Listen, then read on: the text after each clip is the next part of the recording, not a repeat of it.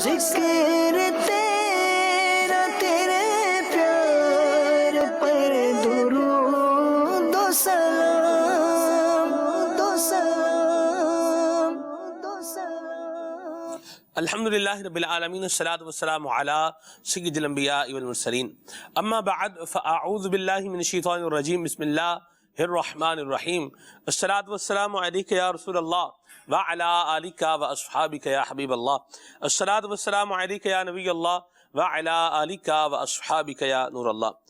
نبی پاک صاحب الولاق صلی اللہ تعالی علیہ وآلہ وسلم نے ارشاد فرمایا، تم مجھ پر درود پاک پڑھو، اللہ تعالی تم پر رحمت بھیجے گا. صلو علی الحبیب صلی اللہ تعالی علی محمد صلی اللہ تعالی علیہ وسلم.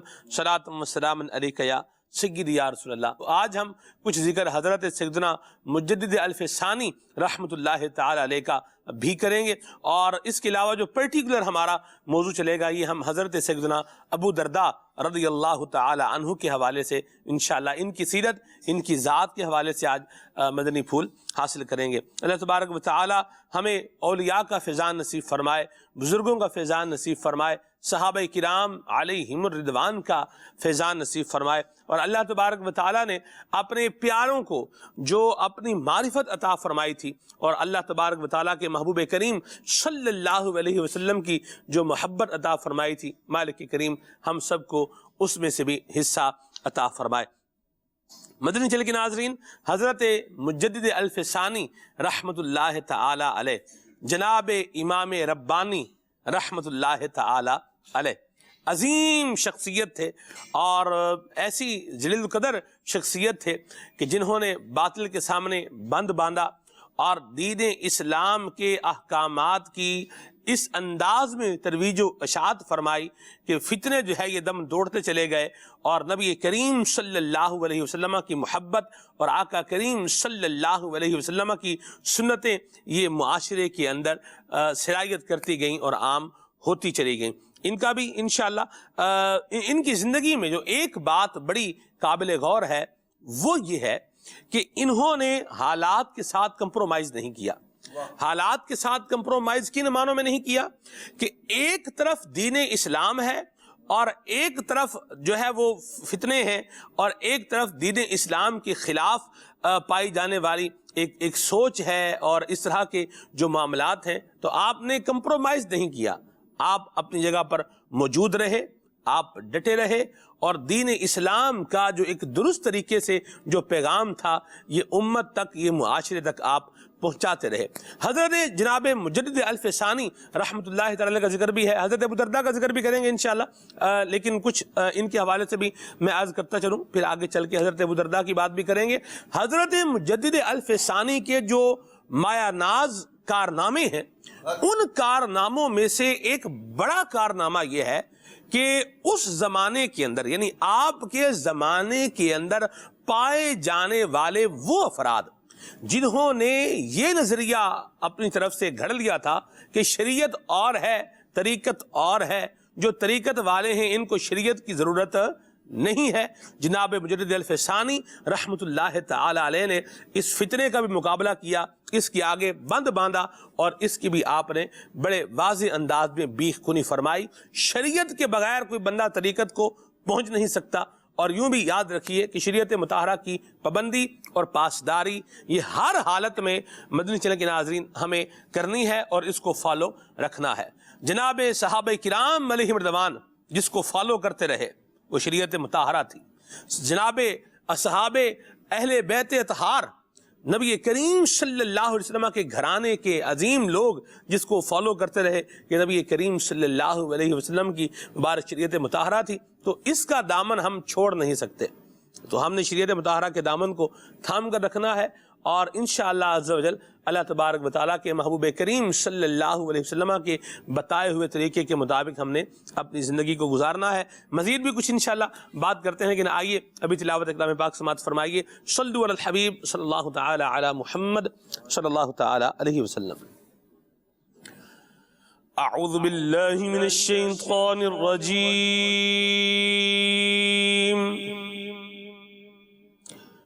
بسم اللہ الرحمن الرحیم.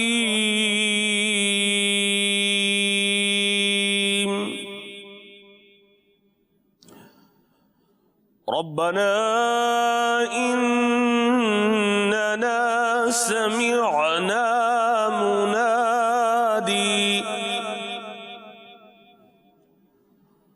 مناديا ينادي للإيمان أن آمنوا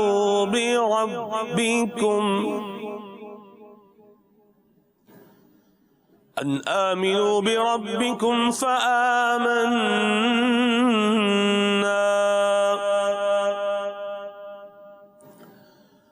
ربنا فاغفر لنا ذنوبنا وكفر عنا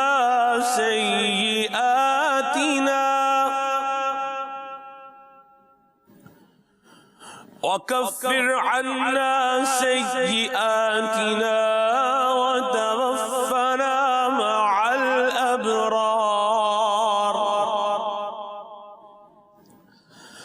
ربنا وآتنا ما وعدتنا على رسلك ولا تخزنا يوم القيامة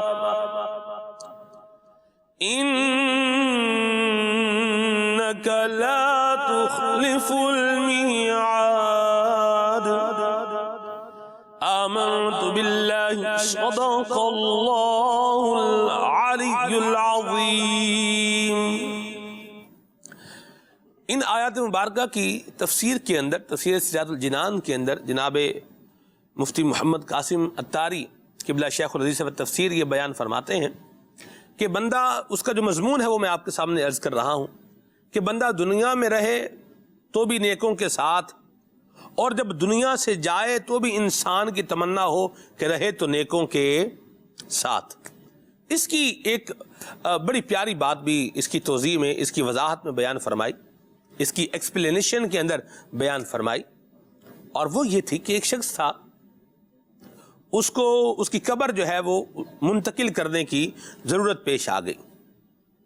جب اس کو قبر سے نکالا گیا تو دیکھا گیا کہ دو ٹہنیاں ہیں، یہ اس کے جسم کے ارد گرد جو ہے یہ لپٹی ہوئی ہیں، اور اس کے چہرے کے، اس کے ناک کے قریب وہ دو پھول ہیں جس کی خوشبوؤں سے وہ لطف پا رہا ہے۔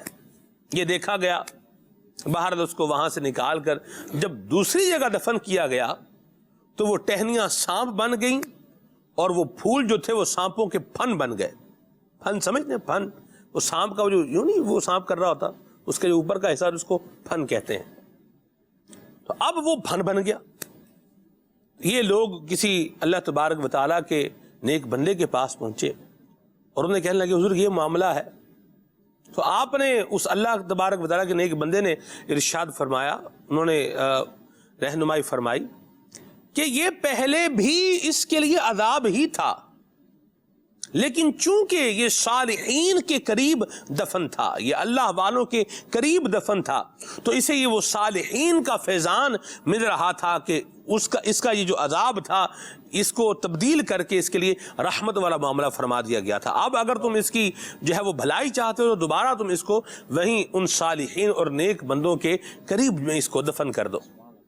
اور اسی بات کو جناب امام سیوطی رحمۃ اللہ تعالی علیہ نے شرح الصدور فی احوال القبور کے اندر بھی بیان فرمایا ہے۔ اللہ تبارک و تعالی ہمیں اولیاء کے قرب کی برکتیں نصیب فرمائے۔ اللہ والوں کے ساتھ رہنا، دنیا میں بندہ رہے تو بھی فائدہ ہے، قبر میں جائے تو ان کے قریب قرب میں قبر مل جائے تو بھی فائدہ ہے، اور کل میدان حشر میں تو جو نبی کریم صلی اللہ علیہ وسلم کے ساتھ ہوں گے ان کے بارے نیارے ہوں گے۔ سبحان اللہ۔ اللہ تبارک و تعالی ہم سب کو نیک اور پاکیزہ لوگوں کا ساتھ نصیب فرمائے۔ کن صالحا و الا کن معہم، نیک بن جاؤ یا نیکوں کے ساتھ لگ جاؤ۔ کونوا مع الصادقین، سچوں کے ساتھ لگ جاؤ، ہو جاؤ مع الصادقین، سچوں کے ساتھ۔ اللہ تبارک و تعالی ہمیں اولیاء صلحاء اور جو علماء عاشقان رسول ہیں، علماء حقہ ہیں، ان کی صحبت سے فیضیاب فرمائے، اور اللہ تبارک و تعالیٰ دنیا اور آخرت میں ہمیں ان کی برکتیں عطا فرمائے۔ حافظ صاحب، حضرت مجدد الفسانی کا کچھ ذکر خیر جو ہے وہ میں نے کیا ہے، تو میں یہ چاہوں گا کہ آپ بھی کچھ اس میں اپنا حصہ ملائیں، پھر ہم کلام کی طرف آگے بڑھیں گے انشاءاللہ۔ آپ کی ساری زندگی لوگوں کو نیکی کی دعوت دینے سے عبارت ہے۔ ہم دیکھتے ہیں کہ مکتوبات ہوں، آپ یعنی جو خطوط ارسال فرمایا کرتے تھے، لکھا کرتے تھے، اس کے ذریعے آپ نے جو لوگوں کو دین کا پیغام دیا، لوگوں کو جو اسلام کی دعوت دی، وہ بعد میں جمع ہو کر مجلدات کی صورت اختیار کر گئے، اور یہ اس زمانے میں آپ کئی والیومز بن گئے اس کے، جی کئی والیومز، ہاں جی بالکل، کئی والیومز اور بڑے سائز کی جلدیں جو ہے وہ اس کی فارسی زبان کے اندر موجود ہیں الحمدللہ، جو علوم و معارف کا خزانہ ہے۔ حضرت سیدنا مجدد ثانی رحمۃ اللہ تعالیٰ علیہ، آپ سنت اور شریعت کے بے حد پابند تھے۔ آپ کے ساتھ رہنے والا بندہ، آپ کے پاس آنے والا، اسے شریعت و طریقت دونوں کا علم عطا فرمایا کرتے تھے، اور واقعی آپ نے بعض لوگ جیسے زندگی کے اندر اپنے یوں کمپرومائز کر لیتے ہیں کہ خلاف شریعت بات پر بھی جو ہے وہ جہاں بولنا ہوتا ہے وہاں بھی نہیں بولتے، بلکہ وہ اس کو یوں کہہ لیں کہ ٹھیک ہے جی وقت گزر جائے گا، یا وقت کا تقاضا ہے، حالات ہیں، کیا کریں۔ حالانکہ اس وقت بولنا اس بندے پر لازم ہوتا ہے، بتانا اس پر لازم ہوتا ہے۔ حضرت سیدنا مجدد الفسانی رحمۃ اللہ تعالی علیہ، آپ جو ہے وہ راہ عظیمت آپ نے اختیار کی، اور جو وقت کے حکمران تھے، جو صاحب ثروت لوگ تھے، جن کے پاس منصب تھا، عہدے تھے جن کے پاس، وہ اپنے عہدے اور منصب کے گھمنڈ میں رہے۔ وہ یہ سمجھتے تھے کہ ہم اپنے مال کے ذریعے، اپنی دولت، منصب کے ذریعے اللہ کے اس نیک بندے کو اس کی راہ سے جدا کر دیں گے، اسے دبا لیں گے۔ لیکن اللہ تبارک تعالیٰ کے جو نیک بندے ہوتے ہیں، حضرت سیدنا مجدد الفسانی رحمۃ اللہ تعالیٰ علیہ، آپ کی سیرت بتاتی ہے کہ آپ نے کبھی بھی شریعت کے خلاف کسی کام کو قبول نہیں کیا، بلکہ آپ رحمت اللہ تعالی علیہ سنتوں کے ایسے عامل تھے۔ ایک بار بہت تھکے ہوئے تھے اور باوجود تھکاوٹ کے جب لیٹنے کی باری آئی تو آپ بے اختیار جو ہے وہ اسی طرح لیٹ گئے۔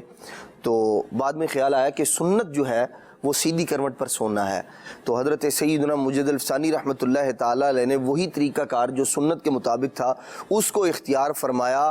تو غیب سے آواز آئی کہ اللہ تبارک و تعالیٰ نے سنت پر عمل کی برکت سے آپ کی مغفرت فرمائی ہے۔ حضرت سیدنا مجدد الفسانی رحمۃ اللہ تعالیٰ علیہ، آپ نے اپنے خلفاء کو بھی، بعد میں آنے والے لوگوں کو بھی وہ پیغام دیا، اور الحمدللہ رب العالمین ان سے وابستہ جو افراد ہیں وہ شریعت اور طریقت کے جامع بھی، اور شریعت کی یوں کہہ لیں کہ ہر معاملے میں شریعت کو فوقیت دینے والے نظر آتے ہیں الحمدللہ رب العالمین۔ تو یوں ہمیں اولیاء کی سیرت سے درس ملتا ہے کہ شریعت یقیناً یہ وہ راستہ ہے جس پر عمل کر کے، جس پر چل کر بندہ اللہ تبارک تعالیٰ تک پہنچ سکتا ہے۔ تو ہمیں جو زندگی گزارنے کے معاملات ہیں اس کے اندر حضرت سیدنا مجدد الفسانی رحمۃ اللہ تعالی، دیگر جو اولیاء کرام ہیں، بالخصوص جو ان سے وابستہ، ان کے سلسلے سے جو وابستہ جو افراد ہیں، ان کو تو بالخصوص حضرت سیدنا مجدد الفسانی رحمۃ اللہ تعالی کی پیروی کرنی چاہیے کہ آپ نے کس انداز میں اپنی مشقتیں برداشت کر کے، قید و بند کی صعوبتیں برداشت کر کے آپ نے، اور اس کے باوجود بھی آپ نے اعلاء کلمت الحق جو شریعت کی بات تھی اسی کی سربلندی کو ہمیشہ قائم اور دائم رکھا۔ سبحان اللہ، سبحان اللہ۔ شریعت اور طریقت یہ کوئی الگ الگ معاملہ بندہ بولے بھئی یہ اور ہے تو وہ اور ہے، اس کی ضرورت، طریقت میں شریعت کی ضرورت ہی نہیں ہے، یہ کیسے ہو سکتا ہے؟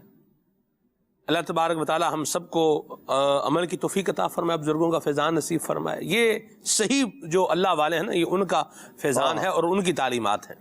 اللہ تعالی ہمیں متمتع فرمائے، فیض یاب فرمائے۔ خلیل بھائی بھی ہمارے ساتھ ہیں، انشاءاللہ خلیل بھائی سے کلام بھی سنیں گے، اور خلیل بھائی سے انشاءاللہ آپ کو جو گھریلو علاج کے حوالے سے جو کالز ہوں گے، جو میسیجز ہوں گے، ان پر بھی رہنمائی لیں گے۔ مرحبا خلیل بھائی، اللہ آپ کا آنا مبارک فرمائے، ماشاءاللہ۔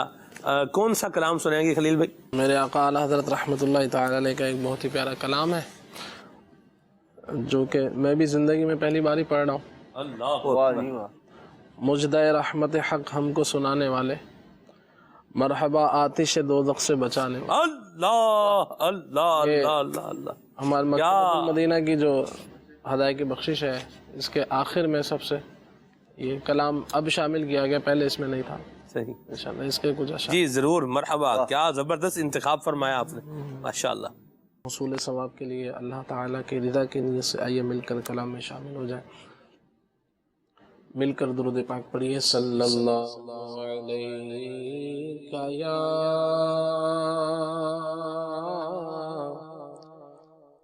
رسول اللہ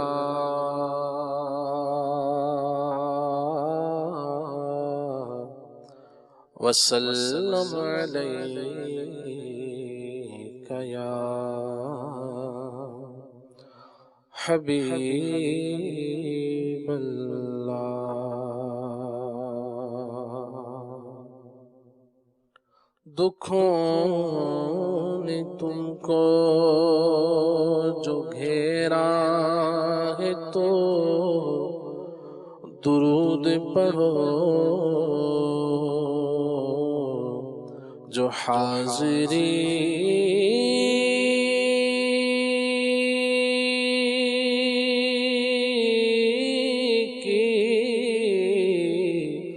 تمنا ہے تو درود پڑھو۔ کس درجہ ہے روشن تن محبوب الہ، جام سے یا رنگ بدن ہے واللہ۔ کپڑے یہ نہیں میل ہیں اس گل کے رضا، فریاد کو آئی ہے سیاہی گناہ، فریاد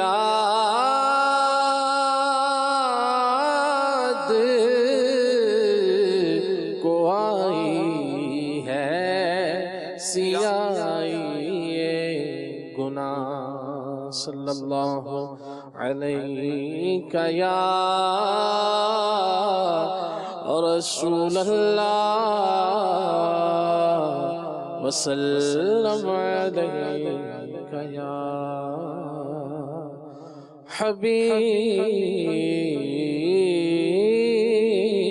حبیب اللہ۔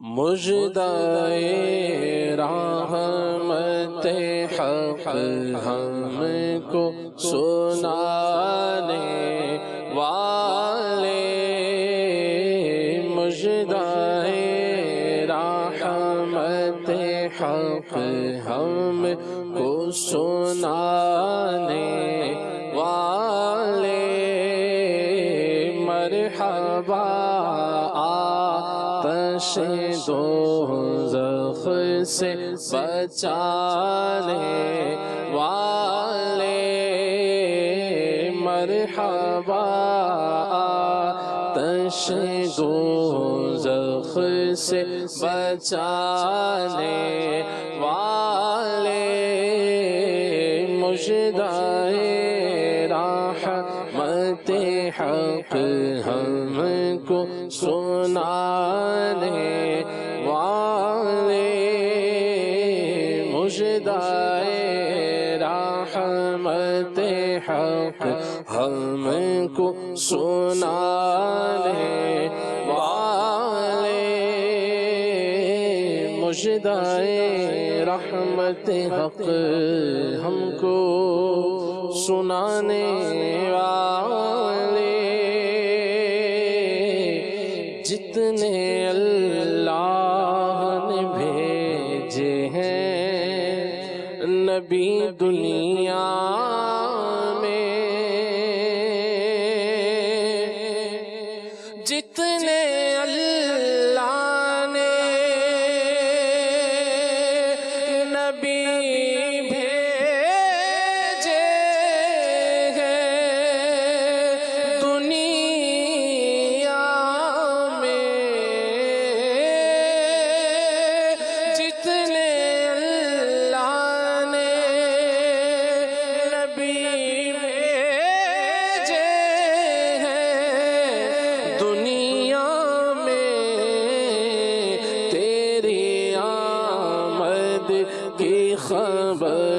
سب ہیں سنانے والے تیری آمد آقا تیری آمد آقا تیری آمد کی خبر سب ہیں سنانے والے تیری آمد کی خبر سب ہیں سنانے والے وہ آئے آنے کی جن کی خبر تھی مدت سے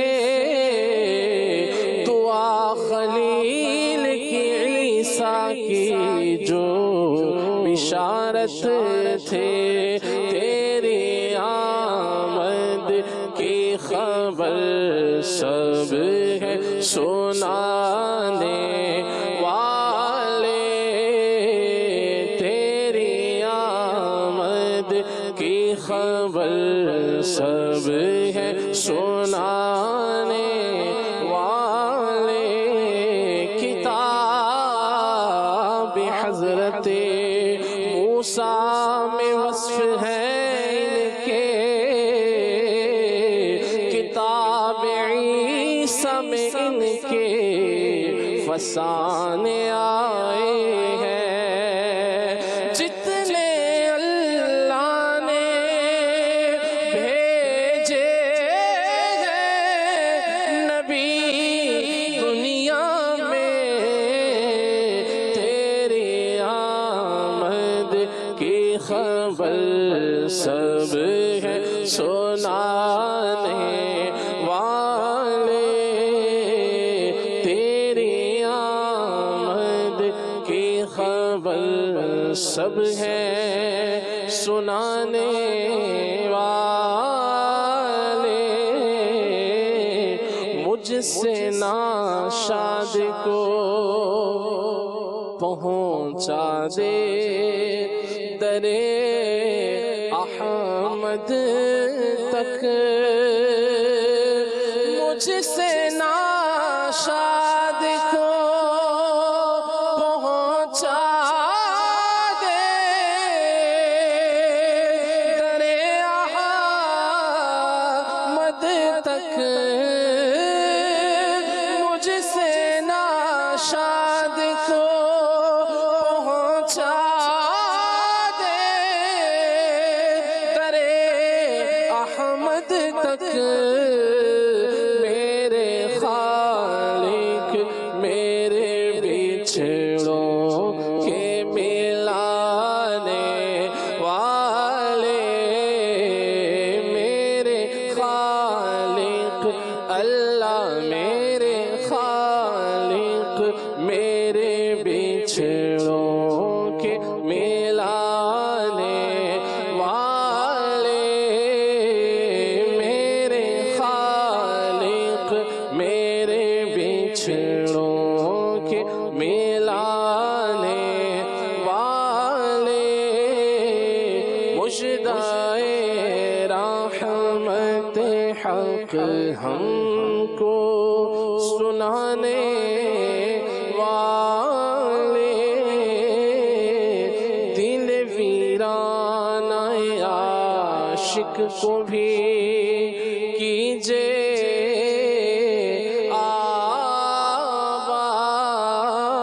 آباد دل ویران عاشق کو بھی کیجے آباد دل ویران عاشق کو بھی کیجے آباد میرے محبوب میرے محبوب مدینے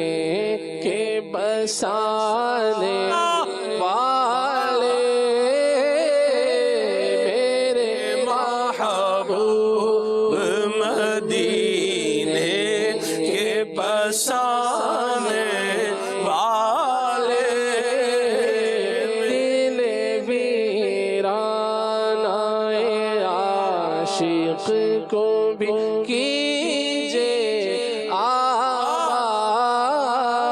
میرے محبوب مدینے کے بسانے والے میرے محبوب مدینے کے بسانے والے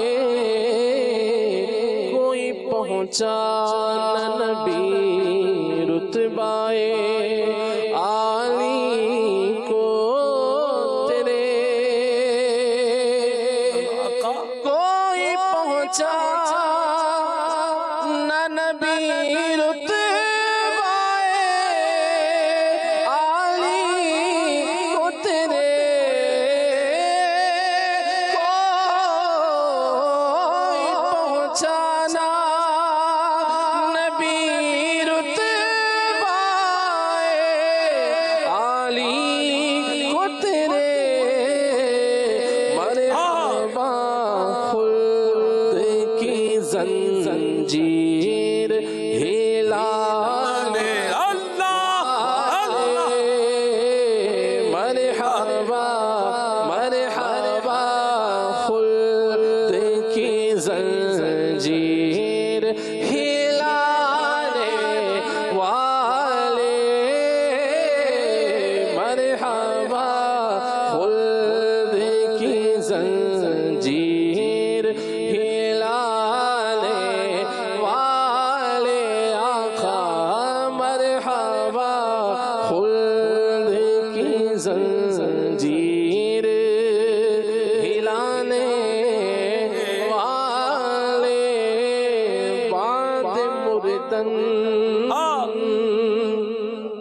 بعد مردن مجھے دکھلائیں گے جلوہ اپنا بعد مردن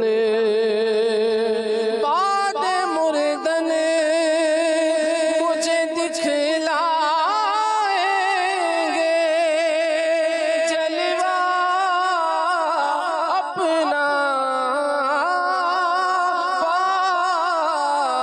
بعد مردن مجھے دکھلائیں گے جلوہ اپنا قبر تیرا میں میرے شمع دکھانے والے قبر تیرا میں میرے شمع دکھانے والے قبر تیرا میں میرے شمع دکھانے والے قبر میں لہرائیں گے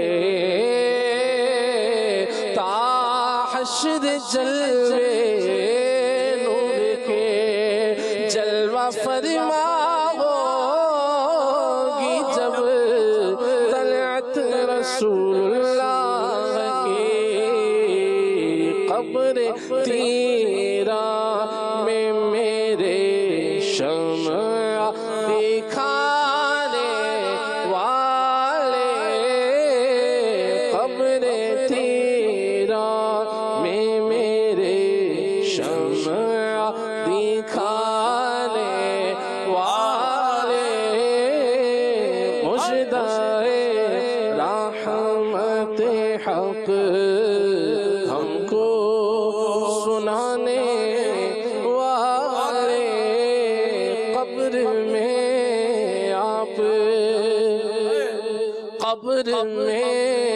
آپ کو دیکھا تو رضا نے یہ کہا قبر میں آپ کو دیکھا تو رضا نے یہ کہا قبر میں آپ کو دیکھا تو رضا نے یہ کہا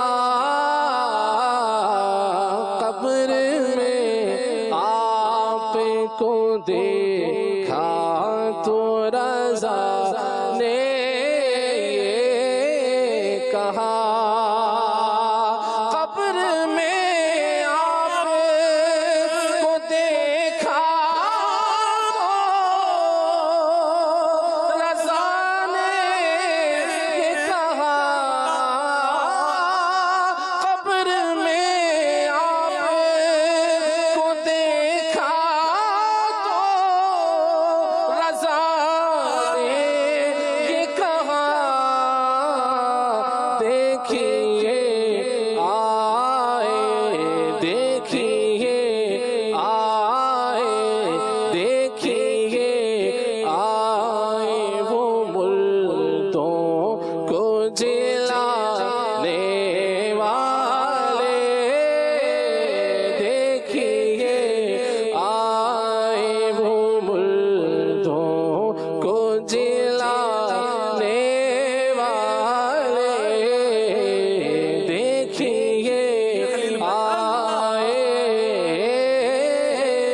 دیکھیے آئے وہ مردوں کو جلانے والے دیکھیے آئے وہ مردوں کو جلانے والے قبر میں آپ کو دیکھا تو رضا نے یہ کہا دیکھیے آئے وہ مردوں کو جلانے والے مرحبا آتش دوزخ سے بچانے والے مژدائے رحمت حق ہم کو سنانے والے واہ واہ واہ، سبحان اللہ سبحان اللہ، کیا بات ہے خلیل بھائی، کیا زبردست اور لاجواب کلام اور بڑے ذوق اور شوق والے انداز میں آپ نے سنایا ہے۔ اللہ تبارک و تعالی ہمیں نبی پاک صلی اللہ تعالی علیہ وآلہ وسلم کی برکات نصیب فرمائے، اور غلاموں پر جو کرم ہوگا اللہ اللہ وہ کرم جس کے بارے میں فرمایا کہ گناہ گار پہ جب لطف آپ کا ہوگا، کیا بغیر کیا بے کیا ہوگا، اللہ وہ کرم ہمیں بھی عطا فرمائے، ہم بھی اسی کرم کے سوالی ہیں۔ اور کیا ہی بات ہے، کیا ہی ذوق افزا شفاعت ہے تمہاری، واہ واہ قرض لیتی ہے گناہ پرہیزگاری، واہ واہ سبحان اللہ سبحان اللہ۔ ہم بھی طلبگار ہیں نبی کریم صلی اللہ علیہ وسلم کی نگاہ عنایت کے، اور کرم ہوگا، کریم ہیں وہ خالی لٹاتے نہیں ہیں، وَأَمَّا السَّائِلَ فَلَا تَنْهَرْ ان کی شان ہے، اور یہ بڑی ان کی عظمت ہے، اور کھلے ہیں ہاتھ اور بھرے خزانے ہیں، اللہ اکبر سبحان اللہ۔ تو اللہ تبارک و تعالیٰ نے یہ بارگاہ مصطفیٰ کا راستہ ہمیں دکھا کر ہماری ڈھارس کو اور بندھایا ہے۔ ایک تو خالق کائنات رحیم ہے، رحمان بھی ہے رحیم بھی ہے، رحمان الدنیا والآخرہ ہے اور رحیم الآخرہ ہے، اپنے محبوب کے امتیوں کے لیے، اپنے بندوں کے لیے۔ ایک تو مالک کریم، اور پھر مالک نے جس آقا کا غلام بنایا وہ آقا بھی کریم، اللہ اللہ سبحان اللہ۔ اللہ تبارک و تعالی بس ہمیں فرما بردار بھی رکھے، مطیع بھی رکھے، اور محبت بھی عطا فرمائے، یہ سب کچھ مالک کریم ہمیں عطا فرما کے رکھے، اور بس اپنا اور اپنے محبوب کا بندہ بنا کے رکھے۔ اور حقیقت میں اللہ کا بندہ وہی ہے، عبداللہ وہی ہے جو عبد مصطفیٰ ہے، اور جو عبد مصطفیٰ نہیں ہے تو وہ عبداللہ ہو نہیں سکتا۔ کیوں؟ اس لیے کہ یہ مصطفیٰ کریم ہی ہے، خالق کائنات نے مصطفیٰ کریم کا راستہ دکھایا ہے، یہاں پر آنا ہے، اور پھر آگے نبی پاک صلی اللہ علیہ وسلم نے مالک کائنات کی معرفت اور اس کے عرفان کا راستہ بتایا ہے۔ اللہ کریم ہمیں نبی کریم صلی اللہ علیہ وسلم کا سچا غلام بنائے، اور اللہ تبارک و تعالی ہم آقا کریم کی وہ جو رحمتیں، جو شفقتیں، جو عنایتیں جن کا یہ بیان ہے، اللہ ہمیں ان میں سے حصہ نصیب فرمائے۔ حافظ صاحب کیا ہی بات ہے کہ کیسے کریم آقا ہیں، اور کیا ماشاءاللہ کلام کے اشعار بھی امام اہل سنت کے بھی قربان جائیں ماشاءاللہ، اللہ ہمیں برکتیں عطا فرمائے۔ اور حضور سے ایک امید بھی ہے نا حافظ صاحب، آپ دیکھیں بالکل ہمیں رحمت حق کا جو مجدہ ہے یہ حضور نے سنایا ہے۔ بالکل بالکل سبحان اللہ۔ اللہ تعالیٰ آقا کریم کی برکتیں ہمیں نصیب فرمائے، اور حضور کی محبت بھی اور اطاعت بھی، دونوں چیزیں ہونی چاہیے، محبت بھی ہو اطاعت بھی ہو، بندہ لگا رہے، کوشش میں رہے، کرتا رہے، اور عاجزی اور انکساری کے ساتھ کرتا رہے۔ دنیا کی ادھر میں ایک مثال دینا چاہ رہا ہوں حافظ صاحب، وہ بات میرے ذہن میں آ گئی۔ بھمرا ہوتا نا، بھمرا، یہ جو وہ ہوتی ہیں سپیشیز ہوتی ہیں، حشرات الارض جنہیں کہا جاتا ہے، تو بھمرا انہی میں سے ایک سمجھ لیں کہ ایک یہ کیڑا ہی ہے۔ اسی طرح ایک اور بھی ایک وہ ہوتا ہے، کیڑا ہی ہوتا ہے وہ بھی، اور حشرات الارض میں سے ہی ہے، وہ مٹی کی گولیاں بناتا ہے، پنجابی میں اس کو پونڈ کہتے ہیں، کالے رنگ کا ہوتا ہے، بڑا سا زوں زوں کرتا، کبھی کبھار ہو سکتا ہے آپ نے بھی شہر میں دیکھا ہو نہ دیکھا ہو، پنجاب میں جو لوگ دیہات میں رہتے ہیں ان کو تو بڑا تجربہ ہے۔ بھمرے کی اور جو وہ تھا نا، یہ اس طرح کا دوسرا وہ جو تھا، ان کی آپس میں جو مٹی کی گولیاں بناتا تھا، بھمرا جو تھا وہ پھولوں کو جو ہے وہ سونگھتا تھا، اور دوسرا جو تھا یہ مٹی کی گولیاں بناتا تھا۔ ان کی دوستی ہو گئی آپس میں، تو جو ہے نا وہ جو تھا وہ کالا سا کیڑا جو ہوتا ہے، پونڈ بھی اس کو کہتے ہیں ہمارے پنجابی زبان میں، تو اس نے بھمرے سے کہا کہ کبھی آؤ میرے ہاں، آؤ کچھ وقت میرے ساتھ بتاؤ۔ اس نے کہا چلیں جی ٹھیک ہے۔ اب یہ بھمرا جناب جب اس کے ساتھ اس کے پاس گیا تو اس نے کیا کیا ہوتا، وہ چونکہ مٹی کی گولیاں بناتا تھا تو اس نے ویسے ہی مٹی کی گولیاں بنا کر وہ ساری وہ رکھی ہوئی تھیں۔ بھمرا پھولوں کے اوپر جو ہے وہ پھول سونگھنے والا اور پھولوں سے جو ہے وہ ایک ممارست رکھنے والا، اب یہ جب گیا تو اس کو ظاہر سی بات ہے وہ مٹی کی گولیوں سے اس کو کیا لطف ملے گا۔ اللہ اکبر۔ تو اس نے دیکھا، بہرحال دیکھ کر اب یہ جب واپس آنے لگا نا، اس نے کہا جی آپ نے دعوت پر بلایا ہے اور یہ سب کچھ مجھے دکھایا ہے، کیا بات ہے آپ کی، ذرا آئیں تشریف لائیں، میرے یہاں بھی کرم فرمائیں، واہ، جس وادی کا میں رہائشی ہوں ذرا اس میں بھی قدم رنجا فرمائیں۔ انہوں نے کہا جی ٹھیک ہے۔ اب جناب یہ کیڑا جو مٹی کی گولیاں بناتا تھا، بلیک کلر کا جو ہوتا ہے، اب یہ جناب بھمرے کے ساتھ جو ہے وہ گلستان میں پہنچا۔ اس نے بھمرے نے بڑے پھول ایک طریقے سے اس نے سیٹل ڈاؤن جو ہے وہ کیے ہوئے تھے اور بڑے سجا کے ترتیب سے رکھے ہوئے تھے۔ اب یہ جب وہاں پر پہنچا نا تو اس کا منہ بنا ہوا تھا۔ اللہ اکبر۔ حافظ صاحب جی، اس کا، اس نے کہا یار یہ کیا ہے، کدھر لے آیا مجھے؟ یہ مجھے کدھر لے آئے ہو تم؟ تو بھمرے نے کہا حضور وہ جو آپ کے دماغ میں مٹی کی گولی بیٹھی ہوئی ہے نا، اس مٹی کی گولی کو نکالیں تو آپ کو پتا چلے گا یہ پھول کیا ہے۔ آہا، واہ، تو دماغ کے اندر جو دنیا کی جو ہے وہ دنیا کا ہی خیال، دل میں جو دنیا کی محبت بیٹھی ہوئی ہے، اللہ اس کو نکال کے باہر پھینکیں، پھر پتا چلے گا نبی پاک صلی اللہ علیہ وسلم کی محبت کا فیضان کیا ہے۔ اللہ یہ نصیب فرمائے۔ یہ بات بڑی بات ہے، یہ بات میں نے بھی کر ہی دی ہے، اللہ مجھے بھی عطا فرمائے، آپ کو بھی عطا فرمائے۔ یہ جب حضور کی اطاعت کریں گے، محبت والے رستے پہ چلیں گے، تو پھر پتا چلے گا کہ اس گلستان میں کیا کیا پھول جو ہے، اس گلشن میں کیا کیا پھول مہک رہے ہیں اور کیا کیا خوشبوئیں لٹا رہے ہیں۔ حافظ صاحب میں یہ چاہوں گا کچھ آپ بھی اس پر، وسیم بھائی آپ بھی کچھ کلام فرمائیں، موضوع پر بھی آپ نے موضوع چلی، یہ بھی موضوع ہی ہے، کیا بات ہے۔ بات دراصل یہی ہے سلمان بھائی، جس سے اس کی لذت مل جائے نا اللہ، تو پھر اسے سمجھ لیں کہ اس کے علاوہ کچھ اچھا لگتا ہی نہیں۔ آہا، یہ بڑی حقیقت بات ہے۔ اگر سیدنا ابو درداء رضی اللہ عنہ کی سیرت پہ بھی ہم دیکھیں نا، آپ ایک اچھے خاصے تاجر تھے، سبحان اللہ، اور بات یہ کہ جس چیز میں انسان کو لذت مل جائے، ہاں جی، تو آپ کی سیرت میں لکھا ہے نا کہ آپ تاجر تھے تو آپ کے سامنے دو چیزیں آئیں کہ یا تو تجارت اچھے انداز پہ کر سکیں حق، یا پھر عبادت اچھے انداز پہ کر سکیں۔ صحیح، واہ جی تو واہ، کتابوں میں آپ کی سیرت میں لکھا ہے کہ آپ کیونکہ عبادت کی طرف مائل تھے، بہت شوق کے ساتھ، بڑے ذوق کے ساتھ عبادت کرنے والے تھے، تو آپ نے اپنی تجارت کو چھوڑ دیا، قناعت کو اختیار کیا، کم مال پر راضی رہ کر اپنا گزارا کرنے کو فوقیت دی، اور اپنے آپ کو مکمل طور پہ علم دین سیکھنے اور اللہ تبارک و تعالیٰ کی عبادت کرنے پہ لگا دیا۔ بات کیا تھی؟ ان کو اس کی لذت مل گئی تھی۔ واہ، اسی طرح سرکار صلی اللہ تعالیٰ علیہ وسلم کے عشق کی لذت اللہ، کہ وہ ہے کہ وہ اعلیٰ حضرت رحمت اللہ، مال و دولت دنیا کا کیا ہے، آپ دیکھیں سیدی آلہ کے پاس بھی وہ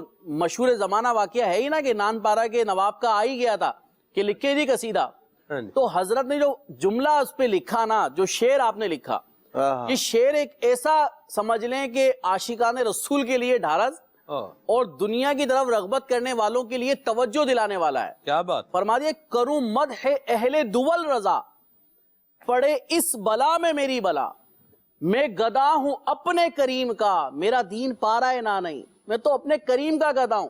اگر میں نے قصیدے پڑھنے ہیں تو سرکار کے پڑھنے ہیں، میں نے بات کرنی ہے تو سرکار کی کرنی ہے. یہ انہی کو کیفیت نصیب ہوتی ہے سلمان بھائی، جو سمجھ لیں کہ اپنے دل سے شیطانی خیالات کو نکال کر، اپنے دل سے شیطانی وسوسوں کو نکال کر، اگر یہ ہو وگر وہ ہو، عقل کے ترازو پہ چیزوں کو تولنے سے گریز کرتے ہوئے، سرکار کے فضائل اور کمالات پر نظر رکھتے ہوئے جو لوگ سرکار صلی اللہ تعالیٰ علیہ وسلم کی سیرت کا مطالعہ کرتے ہیں، آپ کی سیرت کو اپناتے ہیں نا، تو اللہ تبارک و تعالیٰ ان کو یہ مقام عطا فرمائے. سبحان اللہ. سلمان بھائی، وہ لوگ جو دنیا کے اندر کامیاب ہوئے اور جنہیں دنیا جہان میں لوگ کامیاب مانتے ہیں، اللہ تبارک تعالیٰ کے نیک بندے، بزرگان دین، صحابہ کرام علیہم رضوان، اور پھر جو صحابہ کرام علیہم رضوان کے جو شاگرد ہیں، ان کی جو زندگی ہے وہ ہمیں بتاتی ہے کہ بندے کو جسے نبی پاک صلی اللہ تعالیٰ علیہ وآلہ وسلم کی ذات سے محبت، آقا کریم صلی اللہ تعالیٰ علیہ وآلہ وسلم کا پیار اور نسبت جسے اس کی قدر معلوم ہے نا، ہاں جی، تو وہ یقیناً پھر ان کا انداز ہی نرالا ہوتا ہے. قبر میں جن لوگوں کو اللہ تبارک و تعالیٰ نے نماز پڑھنے کا شرف عطا فرمایا ہے، جو زندگی میں دعا کیا کرتے تھے، حضرت سیدنا ثابت بنانی رحمت اللہ تعالیٰ علیہ، انہیں انتقال کے بعد قبر میں نماز پڑھتے ہوئے دیکھا گیا.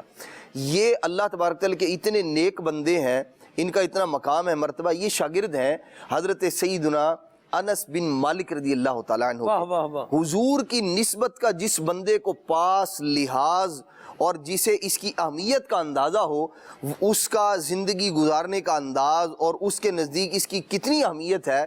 آپ دیکھیے، ایک روایت عرض کرتا ہوں، حضرت سیدنا انس بن مالک رضی اللہ تعالیٰ عنہ سے ایک دن کہنے لگے، شاگرد ہیں چونکہ اور بڑے چہیتے شاگرد ہیں صحابی رسول کے، تو جنہیں یہ لذت اور یہ مقام، مرتبہ اور جنہوں نے اس کی چاشنی کو پایا ہے، ان کا انداز کیسا ہے. ایک دن حضرت سیدنا انس بن مالک رضی اللہ تعالیٰ عنہ سے کہتے ہیں حضرت ثابت بنانی رحمت اللہ تعالیٰ علیہ کہ آپ کی ان دونوں آنکھوں نے مصطفیٰ کریم علیہ الصلوۃ والسلام کی زیارت کی ہے.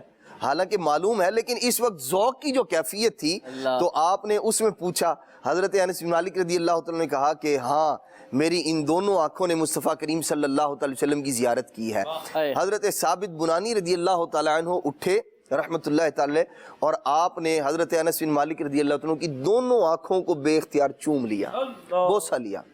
پھر کہتے ہیں کہ آپ کے ہاتھوں نے بھی نبی پاک علیہ الصلوۃ والسلام کا کوئی کام کیا ہوگا. حضور علیہ الصلوۃ والسلام کی خدمت میں آپ کے کام، آپ کے ہاتھ بھی کام آئے ہوں گے. تو حضرت انس بن مالک رضی اللہ تعالیٰ عنہ نے فرمایا کہ ہاں، نبی پاک علیہ الصلوۃ والسلام کے کاموں کے لیے. پھر ساتھ ہی ارشاد فرمایا، اپنے ان دونوں ہاتھوں سے میں نے مصطفیٰ کریم علیہ الصلوۃ والسلام کو وضو کروایا ہے. حضرت انس بن مالک کا یہ فرمانا تھا، حضرت ثابت بنانی رحمت اللہ تعالی بے اختیار آپ کے ہاتھ چومنے لگے کہ یہ وہ ہاتھ ہیں جنہوں نے مصطفیٰ کریم کو وضو کروایا ہے. اور پھر کہتے ہیں کہ آپ کے پاؤں بھی مصطفیٰ کریم علیہ الصلوۃ والسلام کے کام آئے ہوں گے. سرکار کی ہوائج، حضور کی ضروریات کے لیے آپ پیروں سے بھی چل کے گئے ہوں گے. انہوں نے کہا ہاں، میں نے نبی پاک علیہ الصلوۃ والسلام کے لیے میں قدموں سے چل کے بھی گیا ہوں. تو آپ نے حضرت ثابت بنانی رحمت اللہ تعالی علیہ نے حضرت سیدنا انس بن مالک رضی اللہ عنہ کے دونوں پاؤں چوم لی، یہ مصطفیٰ کریم علیہ الصلوۃ والسلام کے کام آئے. اور پھر جب بھی ان کی ملاقات ہوتی حضرت سیدنا انس بن مالک رضی اللہ تعالیٰ عنہ سے، وہ بھی قدردان تھے. حضرت انس بن مالک رضی اللہ عنہ کہ ایک بندہ مجھ سے اس لیے محبت کرتا ہے حضور علیہ الصلوۃ والسلام کی نسبت کا لحاظ کرتے ہوئے کہ میرے ہاتھ، میرا جسم اس لیے کام آیا ہے. جب بھی گھر سے باہر تشریف لے جاتے نا اور حضرت ثابت بنانی سے ملنا ہوتا تو اسپیشل اہتمام فرمایا کرتے تھے، ہاتھوں کو خوشبو لگاتے تھے اور گھر والوں سے فرمایا کرتے تھے ثابت جب بھی ملے گا میرے ہاتھوں کا بوسہ لے گا، وہ بغیر بوسہ لیے چھوڑے گا نہیں، یہ اہتمام اس کے لیے ہے اللہ اللہ، کہ وہ مصطفیٰ کریم علیہ السلام کی نسبت، تو یہ ذوق جسے مل جائے. آپ دیکھیں حضرت ثابت بنانی رحمۃ اللہ تعالی کو ایسا ذوق ملا تھا کہ میں ایسے بندے کے ساتھ ہوں، ایسے صحابی رسول کے ساتھ ہوں جنہوں نے 10 سال حضور کی خدمت کا شرف حاصل کیا ہے.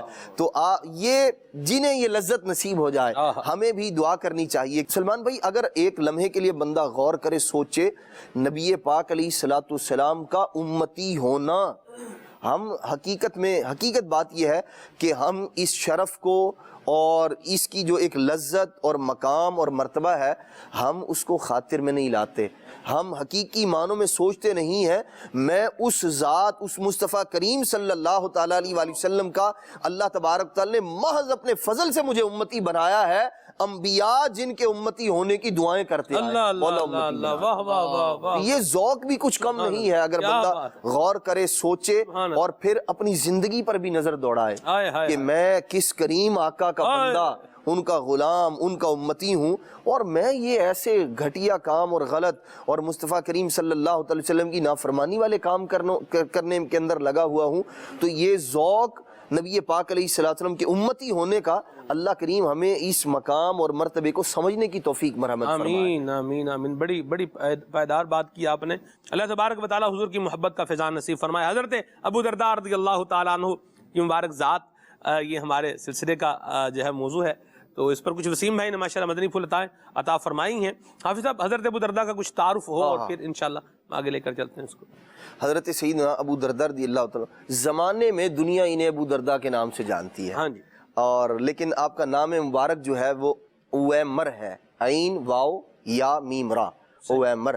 اور شیخ طریقت امیر اہل سنت نے اپنی پیاری کتاب فیضان نماز میں بھی آپ کا ذکر خیر فرمایا ہے سبحان اللہ، اور آپ کے فضائل کمالات کو ذکر کیا ہے.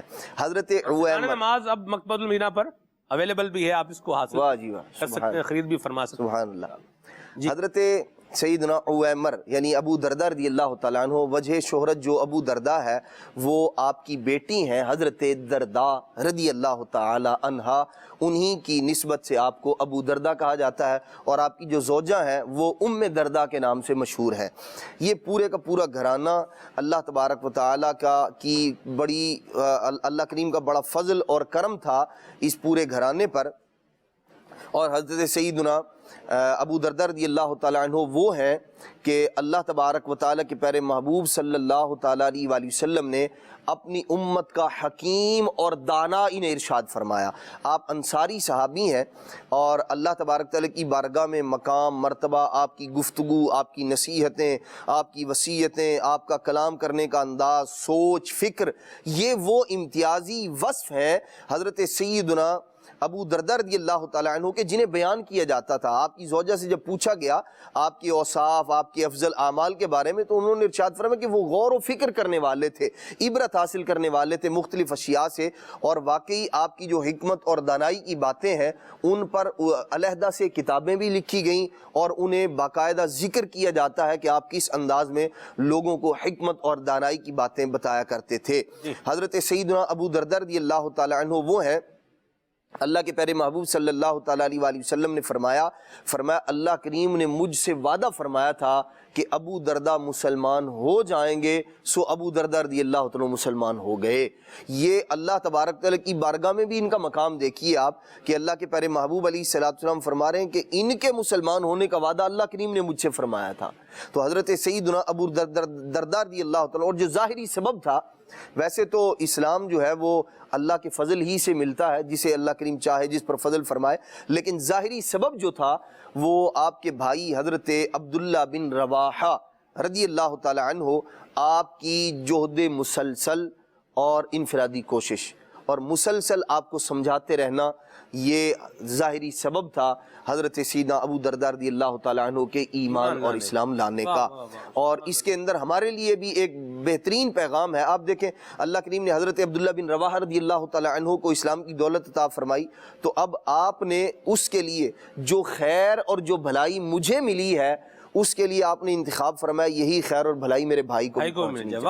اور آپ نے پھر اس کے لیے دیکھیں مسلسل کوشش ایک آدھ بار نہیں بلکہ تسلسل کے ساتھ بار بار آپ حضرت سیدنا ابو دردہ رضی اللہ تعالی عنہ کو انفرادی کوشش کر رہے ہیں، سمجھا رہے ہیں، انہیں اسلام کے بارے میں بتا رہے ہیں، اور پھر وہ وقت آیا اللہ تبارک و تعالی نے شرح صدر فرمایا، جو بات حضرت سیدنا عبداللہ بن رواحہ فرما رہے تھے وہ آپ کو سمجھ میں آئی، اور آپ نبی پاک علیہ الصلوۃ والسلام کی بارگاہ میں حاضر ہو کر آپ نے اسلام قبول کر لیا۔ ہمیں بھی چاہیے کہ ہم جو خیر اور بھلائی ہمیں پہنچے اس کے اندر اپنے مسلمان بھائی کو شریک کریں۔ جب ہم ایسا کریں گے تو اللہ تبارک تعالیٰ اپنا فضل مزید فرمائے گا، اور یہ بہترین ذریعہ ہے۔ ہمیں اللہ کے نیک بندوں کی زندگی میں یہ نظر آتا ہے۔ آپ دیکھیں حضرت موسیٰ علیہ الصلوۃ والسلام، کسی بھائی نے کائنات میں اپنے بھائی کو ان سے بڑھ کر نفع نہیں پہنچایا جو حضرت سیدنا موسیٰ علیہ الصلوۃ والسلام نے اپنے بھائی حضرت ہارون علیہ الصلوۃ والسلام کو پہنچایا۔ تو ہمیں یہ چاہیے، حضرت کیا عطا فرمایا، سبحان اللہ، دعا فرمائی مولا ان کو نبی بنا دے، اللہ کریم نے دعا بنا دے، ہاں جی، ان کے ذریعے مجھے جو ہے وہ طاقت اور قوت عطا فرما۔ تو اب دیکھیے یہ ساری کی ساری باتیں ہمیں بتاتی ہیں کہ بندہ مومن کا کردار کیا ہونا چاہیے اپنے بھائی کے لیے، اپنے بھائی کے یہ لیے۔ بڑا بڑی اہم بات آپ نے لی ہے، اور اس پر جو دلیل دوسری دی ہے وہ بڑی اہم ہے۔ تیسرا آپ دیکھیں اس میں ایڈیشن یہ ہے کہ حضرت یوسف علیہ السلام نے اپنے بھائیوں کے ساتھ کیا معاملہ فرمایا، فرمایا لا تثریب علیکم اليوم۔ وہ بھائی جب بھائی جب نہیں پہچانے تھے تب بھی جناب یوسف علیہ السلام نے ان پر مہربانی ہی فرمائی۔ بالکل۔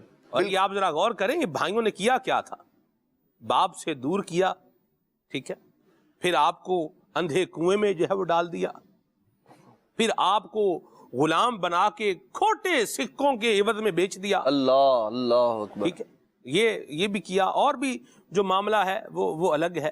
یعنی یہ ایک بھائیوں کا ایک انداز رہا جناب یوسف علیہ السلام کے ساتھ۔ اب یہی بھائی جنہوں نے ظلم کیا ہوا ہے، آج یہ بھائی، وہ جو مظلوم بھائی ہے آج وہ بادشاہ بنا ہوا ہے، آج وہ بادشاہ ہے، اور یہ جنہوں نے ظلم کیا تھا، جنہوں نے طریقہ کار جو ناروا اختیار کیا تھا، آج یہ سوالی بن کے، آج یہ سائل بن کر، آج یہ معذور بن کر، گویا کہ آج یہ اس بھائی کے سامنے کھڑے تھے۔ تو جناب یوسف علیہ السلام نے تو پہچان لیا ان کو، لیکن وہ نہیں پہچان پائے۔ یوسف علیہ السلام نے ان سے کوئی ناروا سلوک اختیار نہیں کیا، بلکہ ان کو غلے کی بوریاں عطا ہی فرمائی، غلہ ان کو دے دیا، عطا جو طلب تھی، جو لینے آئے تھے آپ نے انہیں عطا کر دیا۔ ہم اس پر بھی سلمان بھی ہمیں غور کی حاجت ہے کہ اگر کوئی شخص ہمارے سامنے حالانکہ یہ اس وقت کوئی ندامت اور شرمندگی والا معاملہ نہیں تھا، اس کو تو پتہ ہی نہیں تھا، لیکن آپ دیکھیے اس کے باوجود یہ کریموں کا انداز ہے۔ یہ حضرت سیدنا یوسف علیہ السلام کریم ابن کریم ہے، تو آپ بتا رہے ہیں کہ کریم ایسے ہوتے ہیں۔ تو ہمیں بھی چاہیے کہ ہم کرم کرنے والے، کریم بنے، رحم دل بنے۔ جب ہم مخلوق خدا پر، عام مسلمانوں کے ساتھ تو یقیناً کرنا ہی چاہیے، جو ہمارے رشتہ دار ہیں، عزیز ہیں، بھائی بہن ہیں، وہ زیادہ اس بات کے مستحق ہیں کہ ہم ان کے ساتھ رحم دلی کا معاملہ کریں۔ ہم جس معاشرے کے اندر رہتے ہیں وہاں اس طرح کے کئی معاملات آپ نے دیکھے ہوں گے، بھائی بہن معذرت کر رہے ہیں، آنا چاہ رہے ہیں، اجازت طلب کر رہے ہیں، جو پہلے ہو چکا اس پر معافی کے طلبگار ہیں، لیکن باوجود اس کے سامنے والا شخص ماننے کے لیے تیار نہیں۔ بالکل یہ انداز بالکل درست نہیں ہے۔ اس انداز کو جو ہے وہ ختم کیا جائے۔ اور یوسف علیہ السلام کے بھائی جب پہچان کے یوسف علیہ السلام کو، انہوں نے کہا انت یوسف، آپ یوسف، کیا آپ یوسف علیہ السلام ہیں؟ یوسف علیہ السلام نے پھر جب ان کو بتایا، اور پھر آپ نے یہ بھی کہا لا تثریب علیکم اليوم، آ گئے ہو تو کوئی گل نہیں، واہ جی واہ، آپ آ گئے ہیں، آج آپ کے اوپر کوئی وہ مواخذہ نہیں ہے، جو ہو گیا یوسف علیہ السلام نے درگزر فرما دیا، اپنے بھائیوں کے ساتھ حسن سلوک کیا۔ اب بڑی افسوس کی بات ہے وسیم بھائی، ہمارے معاشرے کے اندر بھی حضرت ابو دردہ کے فیضان سے یہ موضوع چل نکلا ہے۔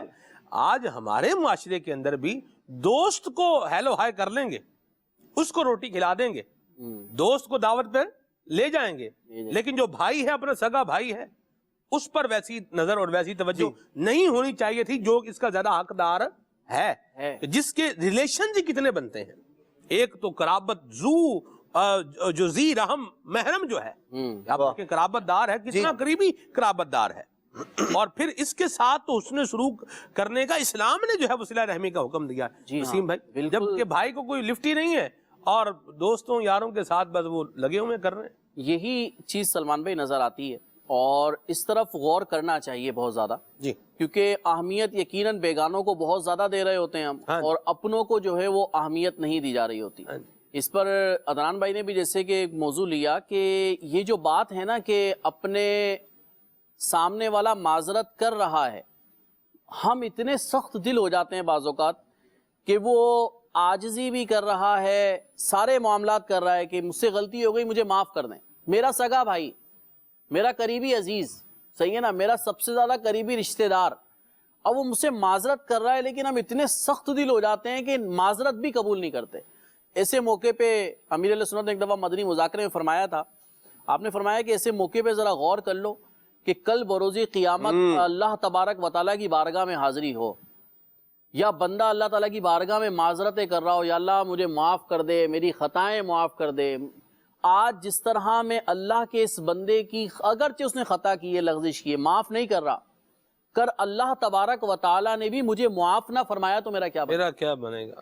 تو بات دراصل یہ سوچنے والی ہے کہ ہم ایسا کیوں کرتے ہیں. میں ایک شخص کو جانتا ہوں کہ اپنے بھائی سے انہوں نے اپنے تعلقات کو ختم کیا. سلمان بھائی، بھائی کا انتقال ہو گیا اور اتنی سخت دلی کہ کسی نے کہا کہ آپ کے بھائی کا انتقال ہو گیا، کہا ہو گیا تو ہو گیا، اب اس کے جنازے میں ہم نہیں جائیں گے. توبہ. یعنی زندگی بھر بائیکاٹ، جنازے پر بھی دل نرم نہیں ہوا. اور یہ بھی اپنی ذاتی بیس پر بنائی ہوئی چیز. اور عموماً غلط فہمیاں ہوتی ہیں. آپ یہاں پہ سیدنا یوسف علیہ نبینا علیہ الصلوۃ والسلام کا واقعہ بیان فرما رہے ہیں کہ آپ کے ساتھ ریل میں بہت کچھ ہوا، آپ کے ساتھ حقیقت میں بہت کچھ ہوا جو آپ نے بھی بیان فرمایا، لیکن اس کے باوجود اپنے سینے کو کشادہ رکھتے ہوئے، صحیح ہے نا، اپنے منصب کو پورے طور پر اپنے منصب کا حق ادا کرتے ہوئے آپ نے معاف فرمایا.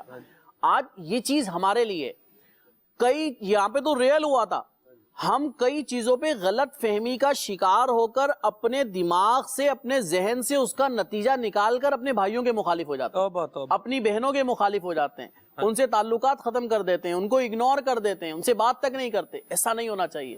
یہاں پہ ترغیب یہ دلائی جا رہی ہے کہ قصدن کیا، جان بوجھ کر کیا اور واقعی میں کیا، اس کو بھی معاف کر دینا چاہیے. تو لہٰذا اپنے دل کو بڑا رکھنا چاہیے اور ان کو معاف کریں، اپنے عزیزوں کو معاف کریں. خدا نہ خواستہ اگر آج ہم بہن بھائیوں سے رشتہ توڑ کے بیٹھے ہوئے ہیں تو یہ بات بالکل اچھی نہیں ہے. اور دوسری بات یہاں ہے، معاف بھی کر دیں، کام بھی آ جائیں.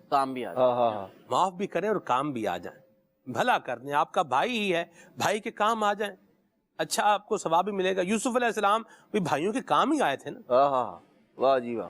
جب بھائیوں نے پہچانا نہیں تھا، آپ پہچان چکے تھے، آپ پھر بھی کام آئے تھے. ہم دیکھ رہے ہوتے ہیں ہمارا بھائی حاجت مند ہے، پریشان ہے، پرابلم میں ہے، مشکل میں ہے، لیکن کوئی بات جان پہچان کر بھی انجان بن رہے ہوتے ہیں. پتہ ہی کوئی نہیں ہے جی، ہمیں تو بتایا نہیں جی اس نے. ہمیں کہتا تو زمانے بھر کے آپ بھلے کر رہے ہیں، کام آ رہے ہیں، لیکن باوجود پتہ ہونے کے صرف بعض اوقات سلمان بھی انا ہوتی ہے کہ میرے پاس چل کے آئے گا تو میں اس کے کام آؤں. وہ جی مجھے کہا ہی نہیں اس نے، حالانکہ پتہ ہے کہ ایک شخص بھوکا ہے، اس کو ضرورت ہے اور میرا بھائی ہے وہ، لیکن باوجود اس کے انجان نہیں جی مجھے بتایا ہی نہیں اس نے.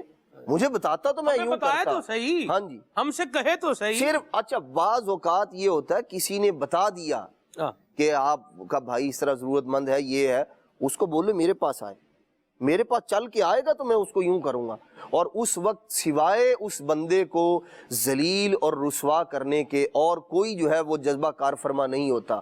مطلب ماضی کی کوئی غلطی اس کی اور کوئی اس طرح کا معاملہ ہوتا ہے اور پھر اس وقت اس بندے کو بلا کر یوں کہنا یہ میرے پاس آئے گا، مجھے کہے گا، پھر میں اس کے کام آؤں گا، اس وقت یہی اس کو صرف نیچا دکھانا مقصود ہوتا ہے. حالانکہ ہمارے اسلاف کا جو مبارک انداز ہے وہ اس کے بالکل برعکس ہے. ہمیں چاہیے بندہ غور کرے کہ آج اگر کوئی شخص میرے سامنے معذرت کر رہا ہے، جیسے میرے سامنے کوئی حاجت مند ہے، ضرورت مند، میں بھی اللہ کریم کے سامنے ضرورت مند اور حاجت مند ہوں. اس کی بارگاہ میں مجھے بھی جو ہے وہ عذر کرنا ہے. تو جیسے جو انداز میں نے اختیار کیا ہوا ہے، اگر وہ مالک قہار و جبار وہ انداز اختیار کرے، میرا کیا بنے گا؟ تو اس لیے ہمیں مسلمان بھائیوں پر، اپنے رشتہ داروں پر، عزیز و اقارب کے سگے بھائیوں پر، بالخصوص سگے بھائیوں پر ان کے لیے رحم دل ہونا چاہیے، دل کے اندر جگہ بنانی چاہیے، اور بھلائی اور خیر کو مطلب جو ہے وہ تقسیم کرنے والا ہونا چاہیے۔ اسلام کی تعلیمات یہی ہے ہماری۔ درست فرمایا، اللہ ہمیں عمل کی توفیق عطا فرمائے۔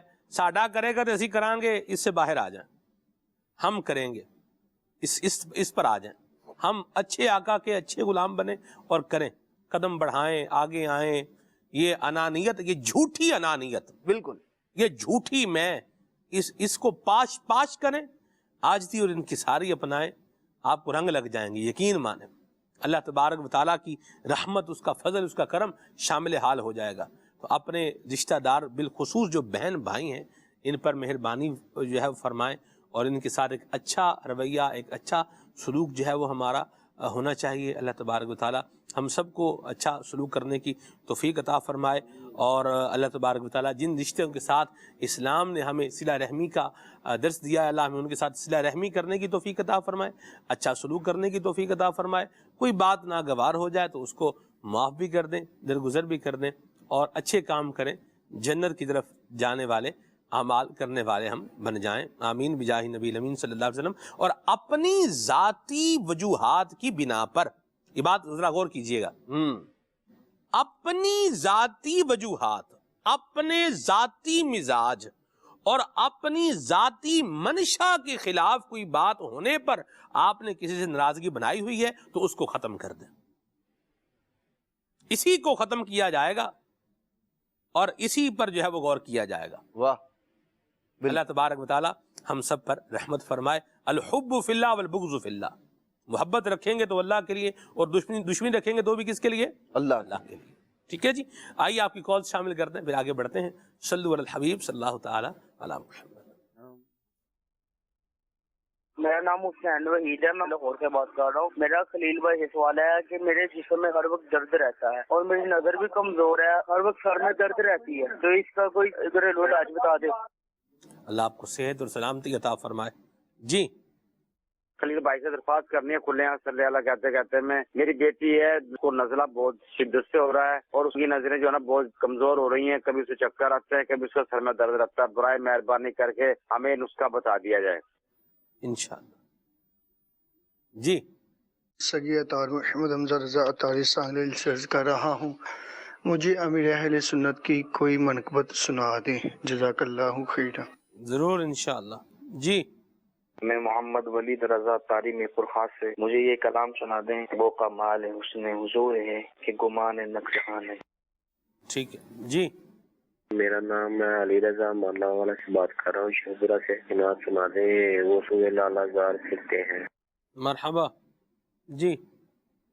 حیدر اطاری حسین شاہ سے بات کر رہا ہوں۔ سلمان بھائی آپ کا پروگرام کھلے آنکھ صلی اللہ کہتے کہتے ماشاء اللہ بہت اچھا پروگرام ہے، اور آج مجھے ایک کلام کی فرمائش کرنی ہے، اگر سنا دے تو مدینہ مدینہ ہو جائے گا۔ پھر کے گلی گلی تباہ ٹھوکر سب کی کھائے کیوں۔ بہت شکریہ، جزاک اللہ۔ آپ کلام کی فرمائش کرتے ہیں یا کلام سنانے کے لیے کال فرماتے ہیں؟ اس پر بھی ذرا غور فرمائیے گا۔ بہرحال فرمائش کرنا آپ کا مرحبا، اللہ آپ کو برکت عطا فرمائے۔ یہ ہے جی، کہہ رہے ہیں کہ جی اعلیٰ حضرت کی نیو منقبت اشفاق بہن جو پڑھی ہے انشاءاللہ عز و جل۔ یہ ہے جی، میں عبدالصمد عرض کر رہا ہوں، میری نوکری نہیں لگ رہی، کوئی وظیفہ بتا دیں۔ خلیل بھائی بتائیں گے انشاءاللہ جی، وظیفہ بھی بتا دیں گے آپ کو انشاءاللہ۔ یہ کہہ رہے ہیں کہ جی سرکار توجہ فرمائیں، کلام سنائیں۔ ٹھیک ہے جی۔ یہ ہیں جی، مجھے نہ سنا دی جائے، کون سی نہ سنا دی جائے جی؟ یا نبی خیر الورا، یہ والی۔ اچھا ٹھیک ہے جی۔ یہ کہہ رہے ہیں کہ جی ماشاءاللہ بہت اچھا سلسلہ ہے، آپ لوگوں کو اللہ سلامت رکھیں، آمین۔ میرے بھائی جی آئی سی یو میں ہیں، اللہ اکبر، اللہ تعالیٰ ان کو صحت عطا فرمائے، عافیت اور سلامتی عطا فرمائے۔ میرے فیس پر دانے ہیں، اس کا کوئی علاج بتائیں۔ ٹھیک ہے جی۔ خلیل بھائی، چھوٹے بچوں کے پیٹ میں اکثر کیڑے ہوتے ہیں، اس وجہ سے کس وجہ سے ہوتے ہیں یہ کچھ بتائیں اور اس کا علاج بھی بتائیں. ٹھیک ہے جی. یہ کہہ رہے ہیں کہ چہرے پر بال ہیں اس کا کوئی علاج بتا دیں. اللہ عافیت والا معاملہ فرمائے جی.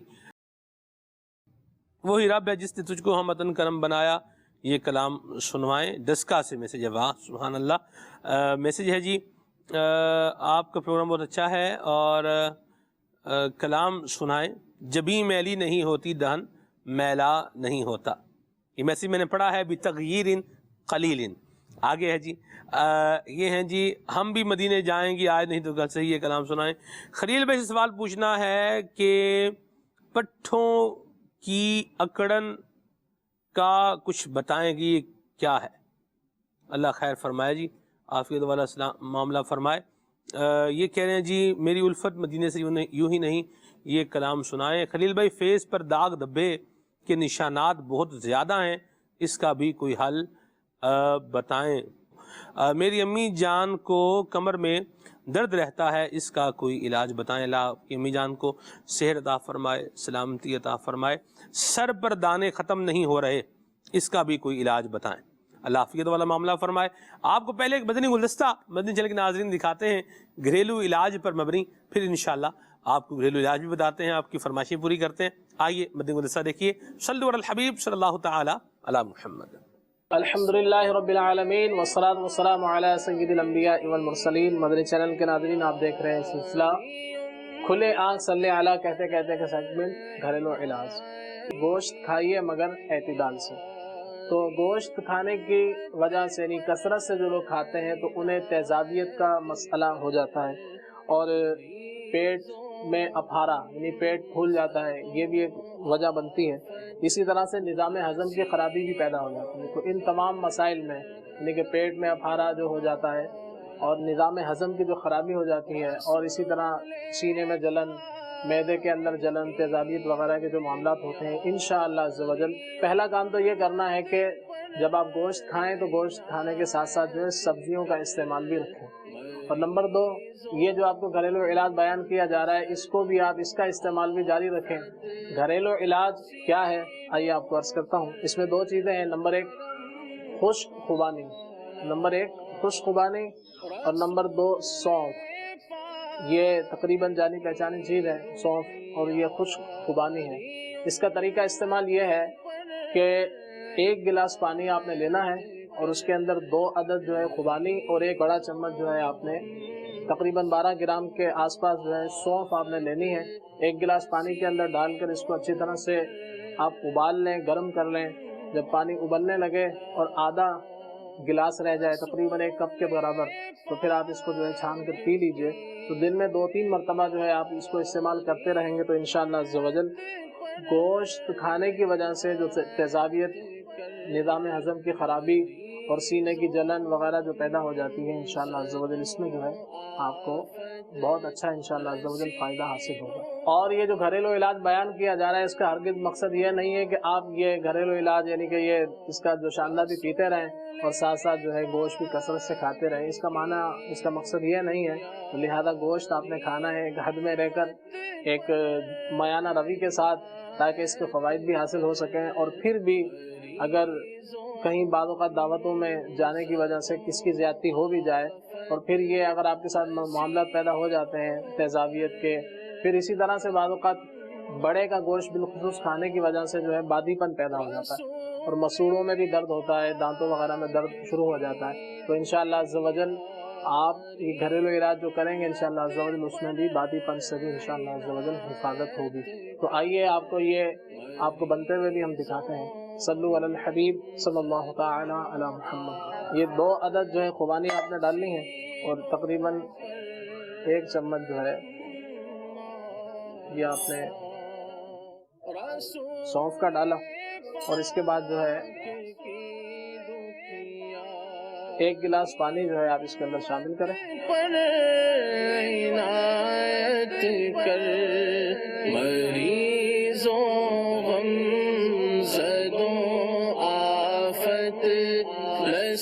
مدنی چینل کے ناظرین جیسا کہ آپ دیکھ رہے ہیں کہ ہم نے اس کو کچھ دیر پکایا اور اس حد تک آپ نے اس کو پکانا ہے کہ تقریباً 1 گلاس پانی جو تھا آدھا گلاس رہ جائے. اس کے بعد جو ہے آپ اس کو چھان لیجئے. چھاننے کے بعد جو ہے یہ آپ کا گھریلو علاج تھا جو شاندار تھا، یہ انشاءاللہ عز و جل تیار ہو چکا ہے.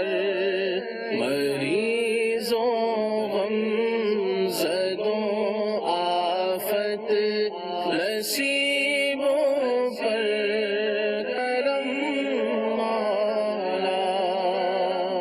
رسول پاک کی دکھیاری امت پر عنایت. مدنی چینل کے ناظرین، آپ نے یہ گھریلو علاج جو ہم نے بیان کیا تھا، اس کا طریقہ کار بھی آپ نے ملاحظہ فرمایا.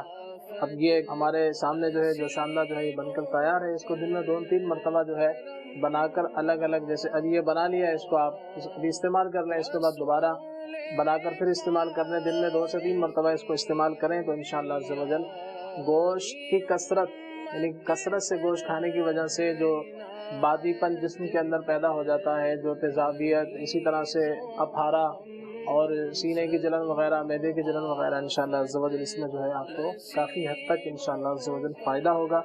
صلو علی الحبیب صلی اللہ تعالی علی محمد. مدنی چینل دیکھتے رہیں. رسول پاک کی دکھیاری امت پر عنایت کر. خلیل بھائی کی طرف بڑھتے ہیں. آپ کی کالز پر خلیل بھائی سے رہنمائی لیتے ہیں. جی خلیل بھائی. توجہ رکھی جائے کہ بچے کیا کھا رہے ہیں. تو پیٹ کا نظام خراب ہونے کی وجہ سے یہ اس طرح کے کیڑے وغیرہ پیٹ میں پیدا ہوتے ہیں. اس کا میں انشاءاللہ عز و جل آپ کو علاج بھی بیان کر دیتا ہوں کہ آپ نے اس کی ایک بنی بنائی دوائی بھی آتی ہیں، وہ بھی آپ استعمال کر سکتے ہیں. اور اگر آپ خود بنانا چاہیں تو وہ آپ نوٹ فرما لیں. اجوائن لینی ہے آپ نے دیسی 25 گرام. تربت سفید یہ بھی 25 گرام لینی ہے. اسی طرح سے ایک اور دوا ہے جسے کہا جاتا ہے کمیلا پاؤڈر، یہ بھی 25 گرام لینا. اور چوتھی چیز ہے باؤ بڑنگ. تو یہ آپ نے، میں اس کو آپ کو بتا دیتا ہوں کہ با الف اور واو اور پھر با ڑا نون گاف، باؤ بڑنگ، یہ بھی ایک دوا ہے. یہ 25 گرام آپ نے لینی ہے. اور تمام چیزوں کو آپ باریک پیس لیجئے. پیسنے کے بعد کرنا کیا ہے کہ ایک خوراک عمر کے حساب سے، مثال بچہ چھوٹا ہے تو صرف 3 گرام دینی ہے، اور رات کو اس کو آپ یہ دے دیں. پھر اگلے دن وقفہ کرنا ہے، پھر اس کے بعد پھر تیسرے دن دینی ہے، پھر اس کے بعد 5ویں دن دینی ہے. تو 3 دن اس طرح 3 مرتبہ اس طرح سے دیں گے. اگر بڑا ہے کوئی تو وہ 6 گرام اس کو لے لے. تو اگر پرانا مسئلہ ہے تو پھر اس کو یعنی 2 ہفتے استعمال کر لے، 6 خوراکیں لے لے. تو انشاءاللہ عز و جل اس سے فائدہ ہوتا ہے. مگر یہ کہ ہاضمے کا نظام آپ کا اچھا ہوگا تو انشاءاللہ عز و جل بچوں کا تو یہ معاملات اس طرح کے نہیں ہوں گے. اور مزید سوال تھا، پٹھوں کی اکڑن کسے کہتے ہیں؟ پٹھوں کی اکڑن یہ ہوتی ہے کہ جیسے مثال ہے گھٹنا ہمارا صحیح یا ہاتھ ہے، کونی ہے، گھٹنا ہے، پیر ہے، صحیح طرح سے موو کرتے ہیں جس طرح کرنا چاہیے، مڑتے ہیں صحیح طرح سے. بعض اوقات ان کے اندر اکڑن سی پیدا ہو جاتی ہے، کوئی جیسے ٹھنڈ لگ گئی، یا بعض اوقات اس جگہ پر صحیح سے خون کی سرکولیشن ٹھیک نہیں ہوتی، کمزوری ہوتی ہے، یا کوئی وہ جگہ ہی جیسے کمزور ہو گئی تو اس وجہ سے بھی اکڑ جاتے ہیں. اکڑن اسے کہا جاتا ہے کہ پٹھے اکڑ جاتے ہیں. تو پھر بعد کچھ دواؤں کا استعمال، بعض اوقات کسی تیل کے استعمال سے وہ چیزیں ٹھیک ہو جاتی ہیں. تو کمزوری بھی اس کا ایک سبب ہوتی ہے. اور سر پر دانوں کے حوالے سے پوچھا گیا. سر پر دانے، یہ بھی اس کے اندر بھی یہ کرنا ہوگا کہ سب سے پہلے آپ بڑے کا گوشت چھوڑ دیجئے، کہ اس کی وجہ سے بھی یہ جلدی امراض کی ایک نشانی ہے. خون کے اندر خرابی اس کا سبب ہوتا ہے. جو سر پر دانے عام طور سے ہو رہے ہوتے ہیں، اس کا بہت بڑا ایک سبب یہ بھی ہے، اور بھی ہوتے ہیں، ایک سبب یہ بھی ہے. تو اگر آپ بڑا گوشت چھوڑ دیں گے اور سبزیوں کا استعمال زیادہ کریں گے، فروٹ کا استعمال زیادہ کریں گے تو اس سے فائدہ ہوگا. اسی طرح سے موسمبی ہے، مالٹا ہے، سنگترا جسے کہا جاتا ہے، تو یہ جو ہے جلدی امراض کے لیے بڑا مفید ہے. انشاءاللہ یہ خون صاف کرتے ہیں، تو خون صاف ہوگا تو یہ دانے وانے بھی ختم ہو جائیں گے. اس کے لیے میں ایک علاج بھی عرض کر دیتا ہوں، وہ یہ ہے کہ آپ نے گل منڈی ایک جڑی بوٹی ہے، یہ آپ نے تقریباً 6 گرام لینی ہے.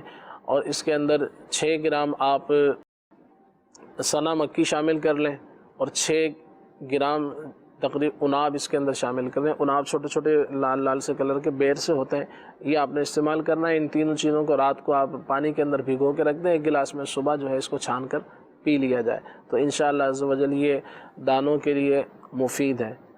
صحیح، اور میں اس پر میں چاہوں گا کبھی کوئی معجون مصفہ بھی بنا کے جو ہے نا وہ بتائیں، معجون مصفہ، خون صاف کرنے والا معجون بھی ہو۔ لوگ بہرحال اس کے بڑے طریقے بھی بتاتے ہیں۔ اللہ خیر والا معاملہ فرمائے، عافیت فرمائے۔ چہرے کا ایک کال رہ گئی ہے، چہرے کے حوالے سے چہرے پر بہت زیادہ داغ دھبے ہیں، اس کا بھی علاج عرض کر دیتا ہوں کہ یہ آپ ایک تو بڑا گوشت کھانا چھوڑ دیں، سبزی و فروٹ کا استعمال زیادہ کریں، اور ساتھ میں آپ نے کرنا یہ ہے کہ رات کو 6 گرام گل منڈی لے لیجئے اور 5 دانے آلو بخارے کے اور 6 گرام تقریباً جو ہے نا حلیلہ سیاہ، حلیلہ سیاہ چھوٹی ہڑ کو کہتے ہیں، یہ آپ نے 6 گرام لینی ہے، اور 6 گرام آپ نے گل منڈی لینی ہے، اور 5 دانے عناب کے لے لیں اور 5 دانے آلو بخارے کے۔ اس کو رات کو 1 گلاس پانی کے اندر بھگو دیں، کچھ عرصہ جو ہے اس کو استعمال کیا جائے تو اللہ تعالیٰ نے چاہا تو انشاءاللہ عز و جل چہرے کے داغ دھبے جو ہے وہ دور ہو جائیں گے۔ اسی طرح سے چربی والی جو غذا، رات کو بھگو دیا، اس کو تھوڑا بتا دیں، رات کو بھگو دیا پھر پینا کب؟ اگلی رات کو پینا؟ صبح اس کو پینا۔ اچھا صبح پی لیں، رات کو بھگو دیں اور صبح رات کو بھگو دیں اور صبح، رات کو جو عموماً چیزیں بھگونے کا کہا جاتا ہے اس کا مطلب یہی ہوتا ہے کہ آپ نے اس کو صبح خالی پیٹ پینا ہے، نہار منہ پینا ہے۔ تو اور اس طرح جن کے چہرے پر داغ دھبے ہیں، جلدی امراض ہیں، تو انہیں سب سے پہلے یہ بڑا گوشت چھوڑنا بہت مفید ہوگا اور سبزی فروٹ کا استعمال کریں۔ اسی طرح سے چکنائی والی چیزیں، یہ مٹھائیاں جو ہوتی ہیں یہ بھی آپ بند کر دیں، اور یہ بھی ایک علاج ہے کہ اگر کوئی جڑی بوٹی نہیں ملتی ہے تو پھر آپ صبح نہار منہ خالی پیٹ جو ہے 1 گلاس پانی کے اندر 1 چمچہ شہد کا اور اس کے ساتھ آدھا لیمو جو ہے آپ اس کے اندر نچوڑ لیں اور اس کا پانی پئیں تو یہ بھی جلدی امراض کے لیے انشاءاللہ فائدہ مند ہے۔ چلے جی ماشاءاللہ۔ حافظ صاحب آپ کو یاد ہے جب ہم پڑھتے تھے جامعہ المدینہ میں تو یہ ایک پیالہ ہوتا ہے، کورا پیالہ ہوتا ہے، جو ایک میں تو وہ جیسے یہ پیالہ ہے نا تو اس میں شیشے کی کوٹنگ وہ ہوتی ہے، باقی وہ سادہ پیالہ ہوتا ہے بالکل، اس میں جو ہے وہ کشمش کے دانے، کشمش اور منقع اور بادام جو ہے بھگو کر رکھتے تھے، پھر صبح اس کا پانی پی لینا اور کشمش کے دانے کھا لینا اور بادام چھیل کر کھانا۔ یہ بھی کیا زمانہ تھا ایک، وہ بھی سبحان اللہ، بر گزر گیا، اللہ حفیظت والا معاملہ فرمائے۔ تو یہ بتائیں خلیل بھائی، یہ مٹی کے برتن میں بھگونا چاہیے یا کسی چیز میں بھگو سکتے ہیں؟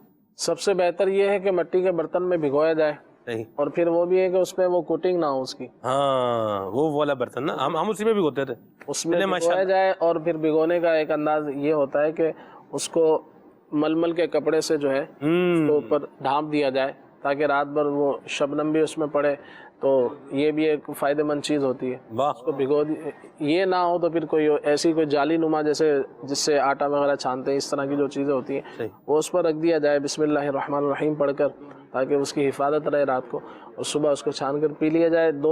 ایک روحانی علاج بھی عرض کر دیتا ہوں، یا وہابو 300 مرتبہ پڑھنا ہے، جن کی نوکری کا مسئلہ تھا کہ کام کاج نہیں ہے، فجر کی نماز کے بعد 300 مرتبہ یا وہابو پڑھنا ہے، اول آخر 3 مرتبہ درود پاک، اور یہ پڑھنا ہے 40 روز تک۔ تو انشاءاللہ عز و جل اللہ تعالیٰ نے چاہا تو جو بھی کاروباری معاملات ہیں وہ حل ہو جائیں گے۔ آمین۔ اعلیٰ حضرت کی منقبت سننے کی فرمائش بھی ہے، تو آئیے آپ کو منقبت اعلیٰ حضرت سناتے ہیں۔ صلو علی الحبیب صلی اللہ تعالی علی محمد۔ میرے رضا پیارے رضا، میرے رضا پیارے رضا، اچھے رضا سچے رضا، طے کر سنت اعلیٰ حضرت، مخزن عظمت اعلیٰ حضرت، فخر ملت اعلیٰ حضرت، رب کی نعمت اعلیٰ حضرت، باعث برکت اعلیٰ حضرت، بحر سخاوت اعلیٰ حضرت، آیا تو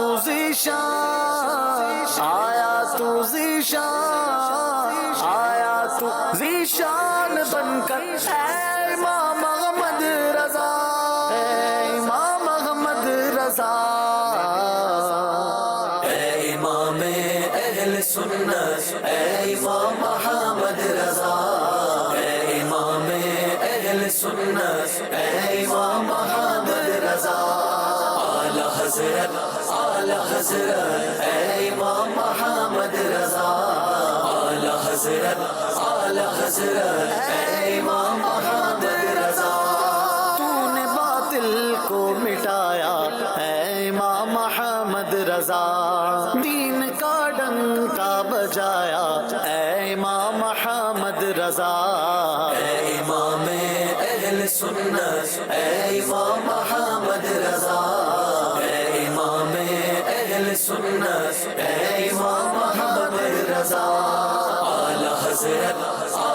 حضرت اے امام محمد رضا اعلی حضرت اے امام محمد رضا زور باطل کا ضلالت کا تھا جس دم ہند میں زور باطل کا ضلالت کا تھا جس دم ہند میں تو مجدد بن کے آیا اے امام محمد رضا تو مجدد بن کے آیا اے امام محمد رضا اے امام اہل سنت اے امام محمد رضا اے امام اہل سنت اے امام محمد رضا اعلی حضرت اے امام محمد رضا اعلی حضرت اے امام محمد رضا اہل سنت کا چمن سر سبز تھا شاداب تھا تازگی تو اور لایا اے امام محمد رضا تو نے باطل کو مٹا کر دین کو بخشی جلا تو نے باطل کو مٹا کر دین کو بخشی جلا سنتوں کو پھر جلایا اے امام محمد رضا سنتوں کو پھر جلایا اے امام محمد رضا اے امام اہل سنت اے امام محمد رضا اے امام اہل سنت اے امام محمد رضا اعلی حضرت اے امام محمد رضا اعلی حضرت اے امام محمد رضا اے امام اہل سنت نائب شاہ امم کیجئے ہم پر بسایا اے امام محمد رضا علم کا چشمہ ہوا ہے معجزاً تحریر میں علم کا چشمہ ہوا ہے معجزاً تحریر میں جب قلم تو نے اٹھایا اے امام محمد رضا جب قلم تو نے اٹھایا اے امام محمد رضا اے امام اہل سنت اے امام محمد رضا اے امام اہل سنت اے امام محمد رضا اعلی حضرت اے امام محمد رضا اعلی حضرت اے امام محمد رضا حشر تک جاری رہے گا فیض مرشد آپ کا فیض کا دریا بہایا اے امام محمد رضا ہے بدرگاہ خدا تار عاجز کی دعا ہے بدرگاہ خدا تار عاجز کی دعا تجھ پہ ہو رحمت کا سایہ اے امام محمد رضا تجھ پہ ہو رحمت کا سایہ اے امام محمد رضا اے امام اہل سنت اے امام محمد رضا اے امام اہل سنت اے امام محمد رضا اعلی حضرت اے امام محمد رضا اعلی حضرت اے امام محمد رضا اے امام محمد رضا اے امام محمد رضا سبحان اللہ تجھ پہ ہو رحمت کا سایہ اے امام محمد رضا اللہ کریم امام اہل سنت کے مزار فائز الانوار پر اپنی کروڑ رحمتوں کا نزول فرمائے اور امام اہل سنت کے فیضان کو اللہ تبارک و تعالی جاری گساری فرمائے اور امام اہل سنت کا فیضان حاصل کرنے کے لیے ایک زبردست ذریعہ ہے دعوت اسلامی کے مدنی ماحول سے وابستہ ہو جائیں گے تو انشاءاللہ یہ برکات ہمیں بھی ملیں گی۔ حضرت ابو درداء رضی اللہ تعالیٰ عنہ کی سیرت مطہرہ موضوع ہے ہمارا انشاءاللہ، اس پر میں یہ چاہوں گا عدنان بھائی آپ کچھ مزید بھی روشنی ڈالیں پھر ہم آگے بڑھیں انشاءاللہ۔ سلمان بھائی، حضرت سیدنا ابو درداء رضی اللہ تعالیٰ عنہ آپ کا جو ایک امتیازی وصف ہے وہ دنیا سے بے رغبتی، زہد اختیار کرنا، اور یہی آپ کا جو زہد تھا اور زندگی گزارنے کا انداز تھا وہ آپ کی اہلیہ کو کس قدر محبوب تھا، اور وہ بھی اللہ تبارک تعالیٰ کی بارگاہ میں یہ جو نعمت تھی اس سے کتنا پیار فرمانے والی تھی۔ جب حضرت سیدنا ابو دردہ رضی اللہ تعالیٰ عنہ کا انتقال ہو گیا اور انتقال کے کچھ عرصے کے بعد جب آپ کو نکاح کا پیغام ملا کہ دوسرے نکاح کا، تو حضرت سیدتنا ام دردہ رضی اللہ تعالیٰ عنہ نے یہ کہہ کر منع فرما دیا کہ میں جو قناعت اور زہد اور جو اس طرح کی زندگی گزار رہی ہوں مجھے یہی پسند ہے، اور ساتھ یہ بھی فرمایا مجھے اللہ تبارک تعالیٰ کی رحمت سے امید ہے کہ میں بروز قیامت جنت میں حضرت ابو دردہ رضی اللہ تعالیٰ عنہ ہی کی رفاقت اللہ کریم مجھے عطا فرمائے گا۔ یعنی وہ جو زندگی میں آپ کا انداز تھا ایک، وہ آپ کو ایسا پسند تھا، آپ نے اس بات کی امید رکھی اللہ تبارک تعالیٰ سے کہ اللہ کریم قیامت میں بھی مجھے ان کا ساتھ نصیب فرمائے گا۔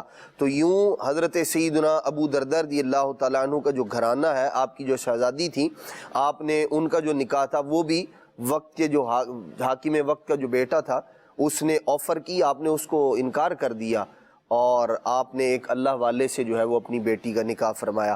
حضرت سیدنا ابو دردہ رضی اللہ تعالیٰ عنہ ایسے زہد، تقوی، ورع کے پیکر تھے۔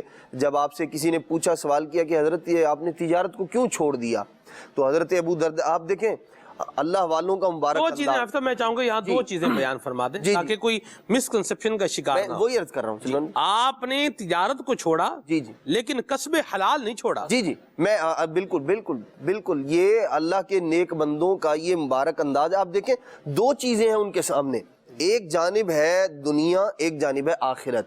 ایک جو اللہ تبارک تعالیٰ کے احکامات ہیں یعنی عبادت کو عبادت کرنا، اور دوسری جانب ہے تجارت۔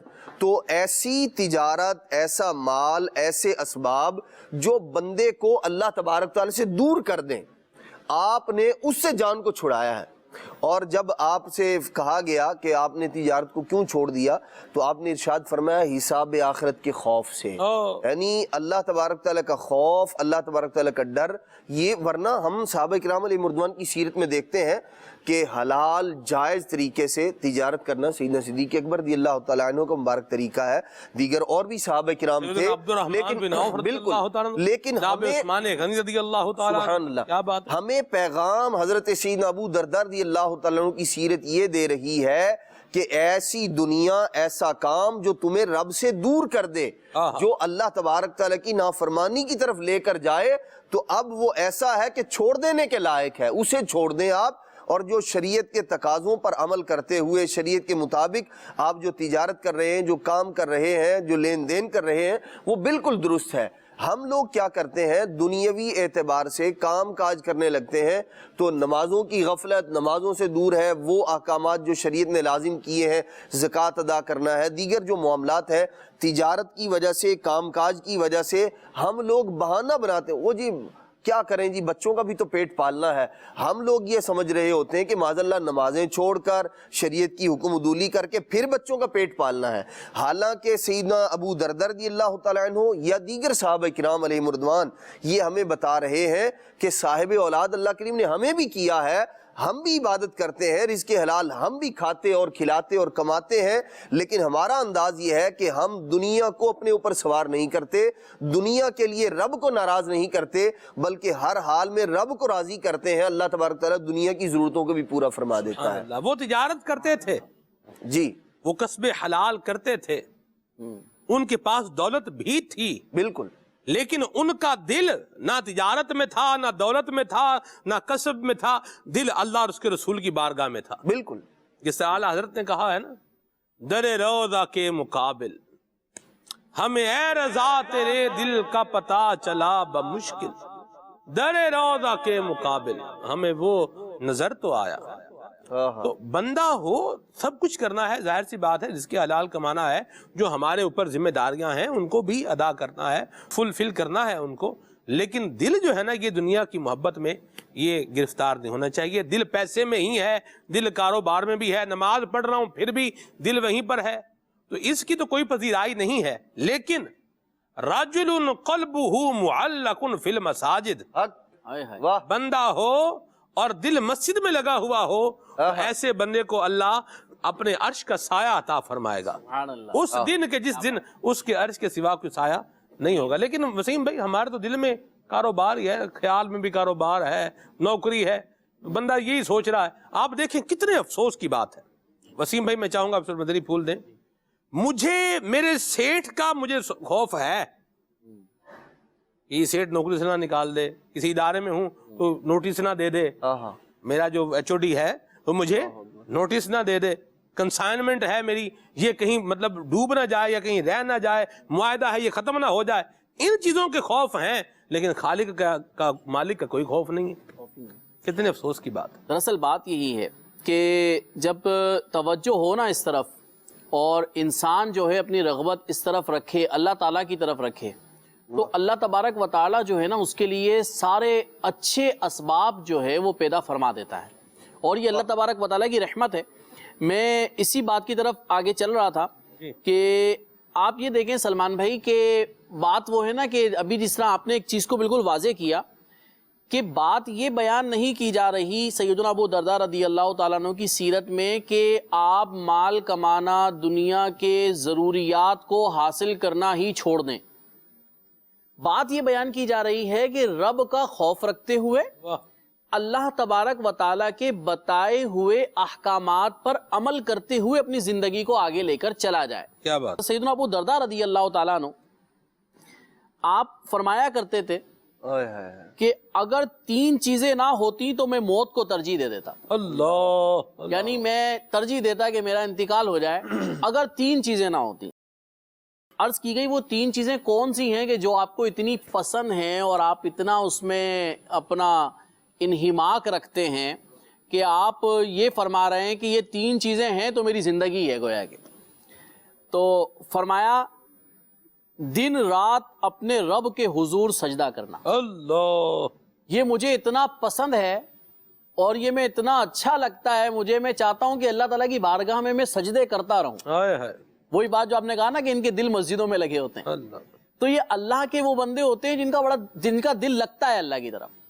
فرمایا دوسری بات فرمائی سخت گرمی کے دنوں میں پیاسا رہنا مجھے بڑا پسند ہے، ہائے ہائے، روزے رکھنا۔ اور تیسری چیز فرمائی کہ ان لوگوں کے حلقوں میں بیٹھنا جو کلام کو عمدہ پھلوں کی طرح چنتے ہیں، سبحان اللہ، یعنی اچھی صحبت، واہ، بہترین صحبت۔ اب آئیے سلمان بھائی اس طرف کی جو بھی ہم مال کی بات کر رہے تھے، آپ نے فرمایا کمال درجے کا تقوی یہ ہے کہ بندہ ایک ذرے کے معاملے میں بھی اللہ سے ڈرے اللہ، اور جس حلال میں ذرہ بھر حرام کا شبہ ہو اسے ترک کر دے، اسی طرح وہ اپنے اور حرام کے درمیان مضبوط آڑ بنا لے گا۔ فرمایا کہ رزق کماؤ جی، لیکن جہاں تمہیں یہ شبہ ہونا کہ یہ مجھے حرام کی طرف لے جائے گا، اللہ کا خوف کرتے ہوئے اس چیز سے دور ہو جاؤ۔ بات یہاں پر یہی ہے کہ ہم دنیا کو اتنی ترجیح دے دیتے ہیں، ہم اپنے ظاہری معاملات کو اتنی ترجیح دے دیتے ہیں کہ حرام آ رہا ہوتا ہے ہماری توجہ نہیں ہوتی، توجہ ہوتی ہے، اس طرف ذہن جا بھی رہا ہوتا ہے کہ ناجائز آ رہا ہے، لیکن کیا ہے کہ ہم اپنے دل کو اس طرح منا لیتے ہیں کہ یار دنیا ساری یہی کر رہی ہے، ہاں جی، سارے لوگ ایسے ہی کر رہے ہیں بھائی، چلتا ہی ایسے۔ بہت سارے ایسے بزنس ہیں، بہت سارے ایسی فیلڈز ہیں کہ جب اس فیلڈز کے لوگوں سے بات کی جاتی ہے کہ دیکھیں آپ جو یہ عمل کر رہے ہیں نا یہ عمل شرعاً جائز نہیں ہے، وہ کہتے ہیں سر مارکیٹ میں چل ہی رہا ہے۔ اگر آپ یہ کہتے ہیں کہ میں مارکیٹ میں کام کروں تو مجھے یہ حرام راستہ معاذ اللہ اختیار کرنا پڑے گا، ورنہ آپ جو حلال راستہ بتا رہے ہیں نا اس سے تو میں چل ہی نہیں سکتا۔ یعنی یہ بات وہ ہے کہ جو ہمارے ایمان کی کمزوری کی طرف ہمیں لے کر جا رہا ہے، توبہ توبہ توبہ، کہ یار میرا ایمان اتنا کمزور ہو گیا کہ مجھے حرام میں ہی آمدنی نظر آ رہی ہے، حلال میں آمدنی نظر نہیں آ رہی۔ توبہ، میرے رب کے فرمان ہے کہ حلال کی طرف جب میں بڑھوں گا تو میرا رب اس میں برکت عطا فرمائے گا، یہ اس کا مجھ سے وعدہ ہے، تو میں حرام کی طرف کیوں جا رہا ہوں؟ درست آپ نے بڑی پیاری بات فرما دی، آپ نے فرمایا کہ جس میں حرام کا شبہ بھی ہونا اس کو ترک کرنا، سبحان اللہ، شک بھی ہو رہا ہے، تو کمال درجے کی برکتیں اللہ تعالیٰ۔ واہ واہ واہ، کیا خوبصورت بات کہی۔ مدنی چینل کے ناظرین، حضرت ابو درداء رضی اللہ تعالیٰ عنہ کی سیرت سے ہمیں یہ پیاری باتیں سیکھنے کو مل رہی ہیں۔ اللہ تعالیٰ ہمیں ان پر عمل کی بھی توفیق عطا فرمائے۔ عدنان بھائی سے آج کے سلسلے کی آخری بات لیتے ہیں۔ الحمدللہ یہ ساری باتیں اللہ کے فضل سے، صحابہ کرام کا فیضان، یہ اہل بیت اطہار کا فیضان، الحمدللہ دعوت اسلامی کا مدنی ماحول لٹا رہا ہے. اس مدنی ماحول سے وابستہ ہوں, مدنی چینل دیکھنے اور دکھانے والے بھی بنے اور مدنی قافلوں میں سفر کرنے اور کرانے والے بنے. انشاءاللہ آپ کو بھی یہ برکات نصیب ہوں گی. عدنان بھائی اس سلسلے کی آخری بات ہے, پھر ساتھ اسلام پڑھتے ہیں. حضرت سیدنا ابو دردار رضی اللہ تعالیٰ عنہ نے حضرت سیدنا سلمان فارسی رضی اللہ تعالیٰ عنہ کو کچھ نصیحتیں ارشاد فرمائی تھیں. ان میں سے ایک یہ تھی کہ اے میرے بھائی, عبادت کے لیے مسجد کو اپنا ٹھکانہ بنا لو. فرمایا جو ایسا کرے گا, اللہ تبارک و تعالیٰ نے ایسے لوگوں کے لیے جو عبادت کے لیے مسجد کو اپنا ٹھکانہ بنا لیں گے, ارشاد فرمایا اللہ تبارک و تعالیٰ نے آرام, راحت, پل صراط سے سلامتی کے ساتھ گزار کر جنت میں انہیں پہنچانے کا وعدہ فرما لیا. اللہ اللہ اللہ, اللہ ہمیں عبادت کا ذوق شوق نصیب فرمائے. آمین بجاہ نبی امین صلی اللہ علیہ وسلم. صلو علی الحبیب صلی اللہ تعالی علی محمد. کعبے کے بدر دو جا تم پہ کروڑوں درود, طیبہ کے شمس و ضحا, طیبہ کے شمس و ضحا تم پہ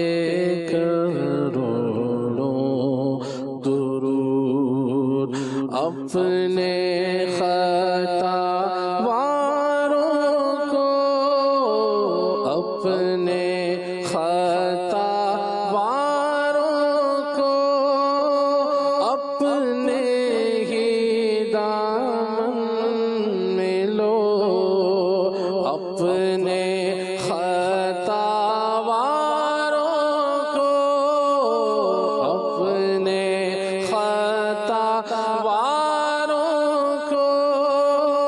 اپنے ہی دامن میں لو. کون کرے یہ بھلا, کون کرے یہ بھلا, تم پہ کروڑوں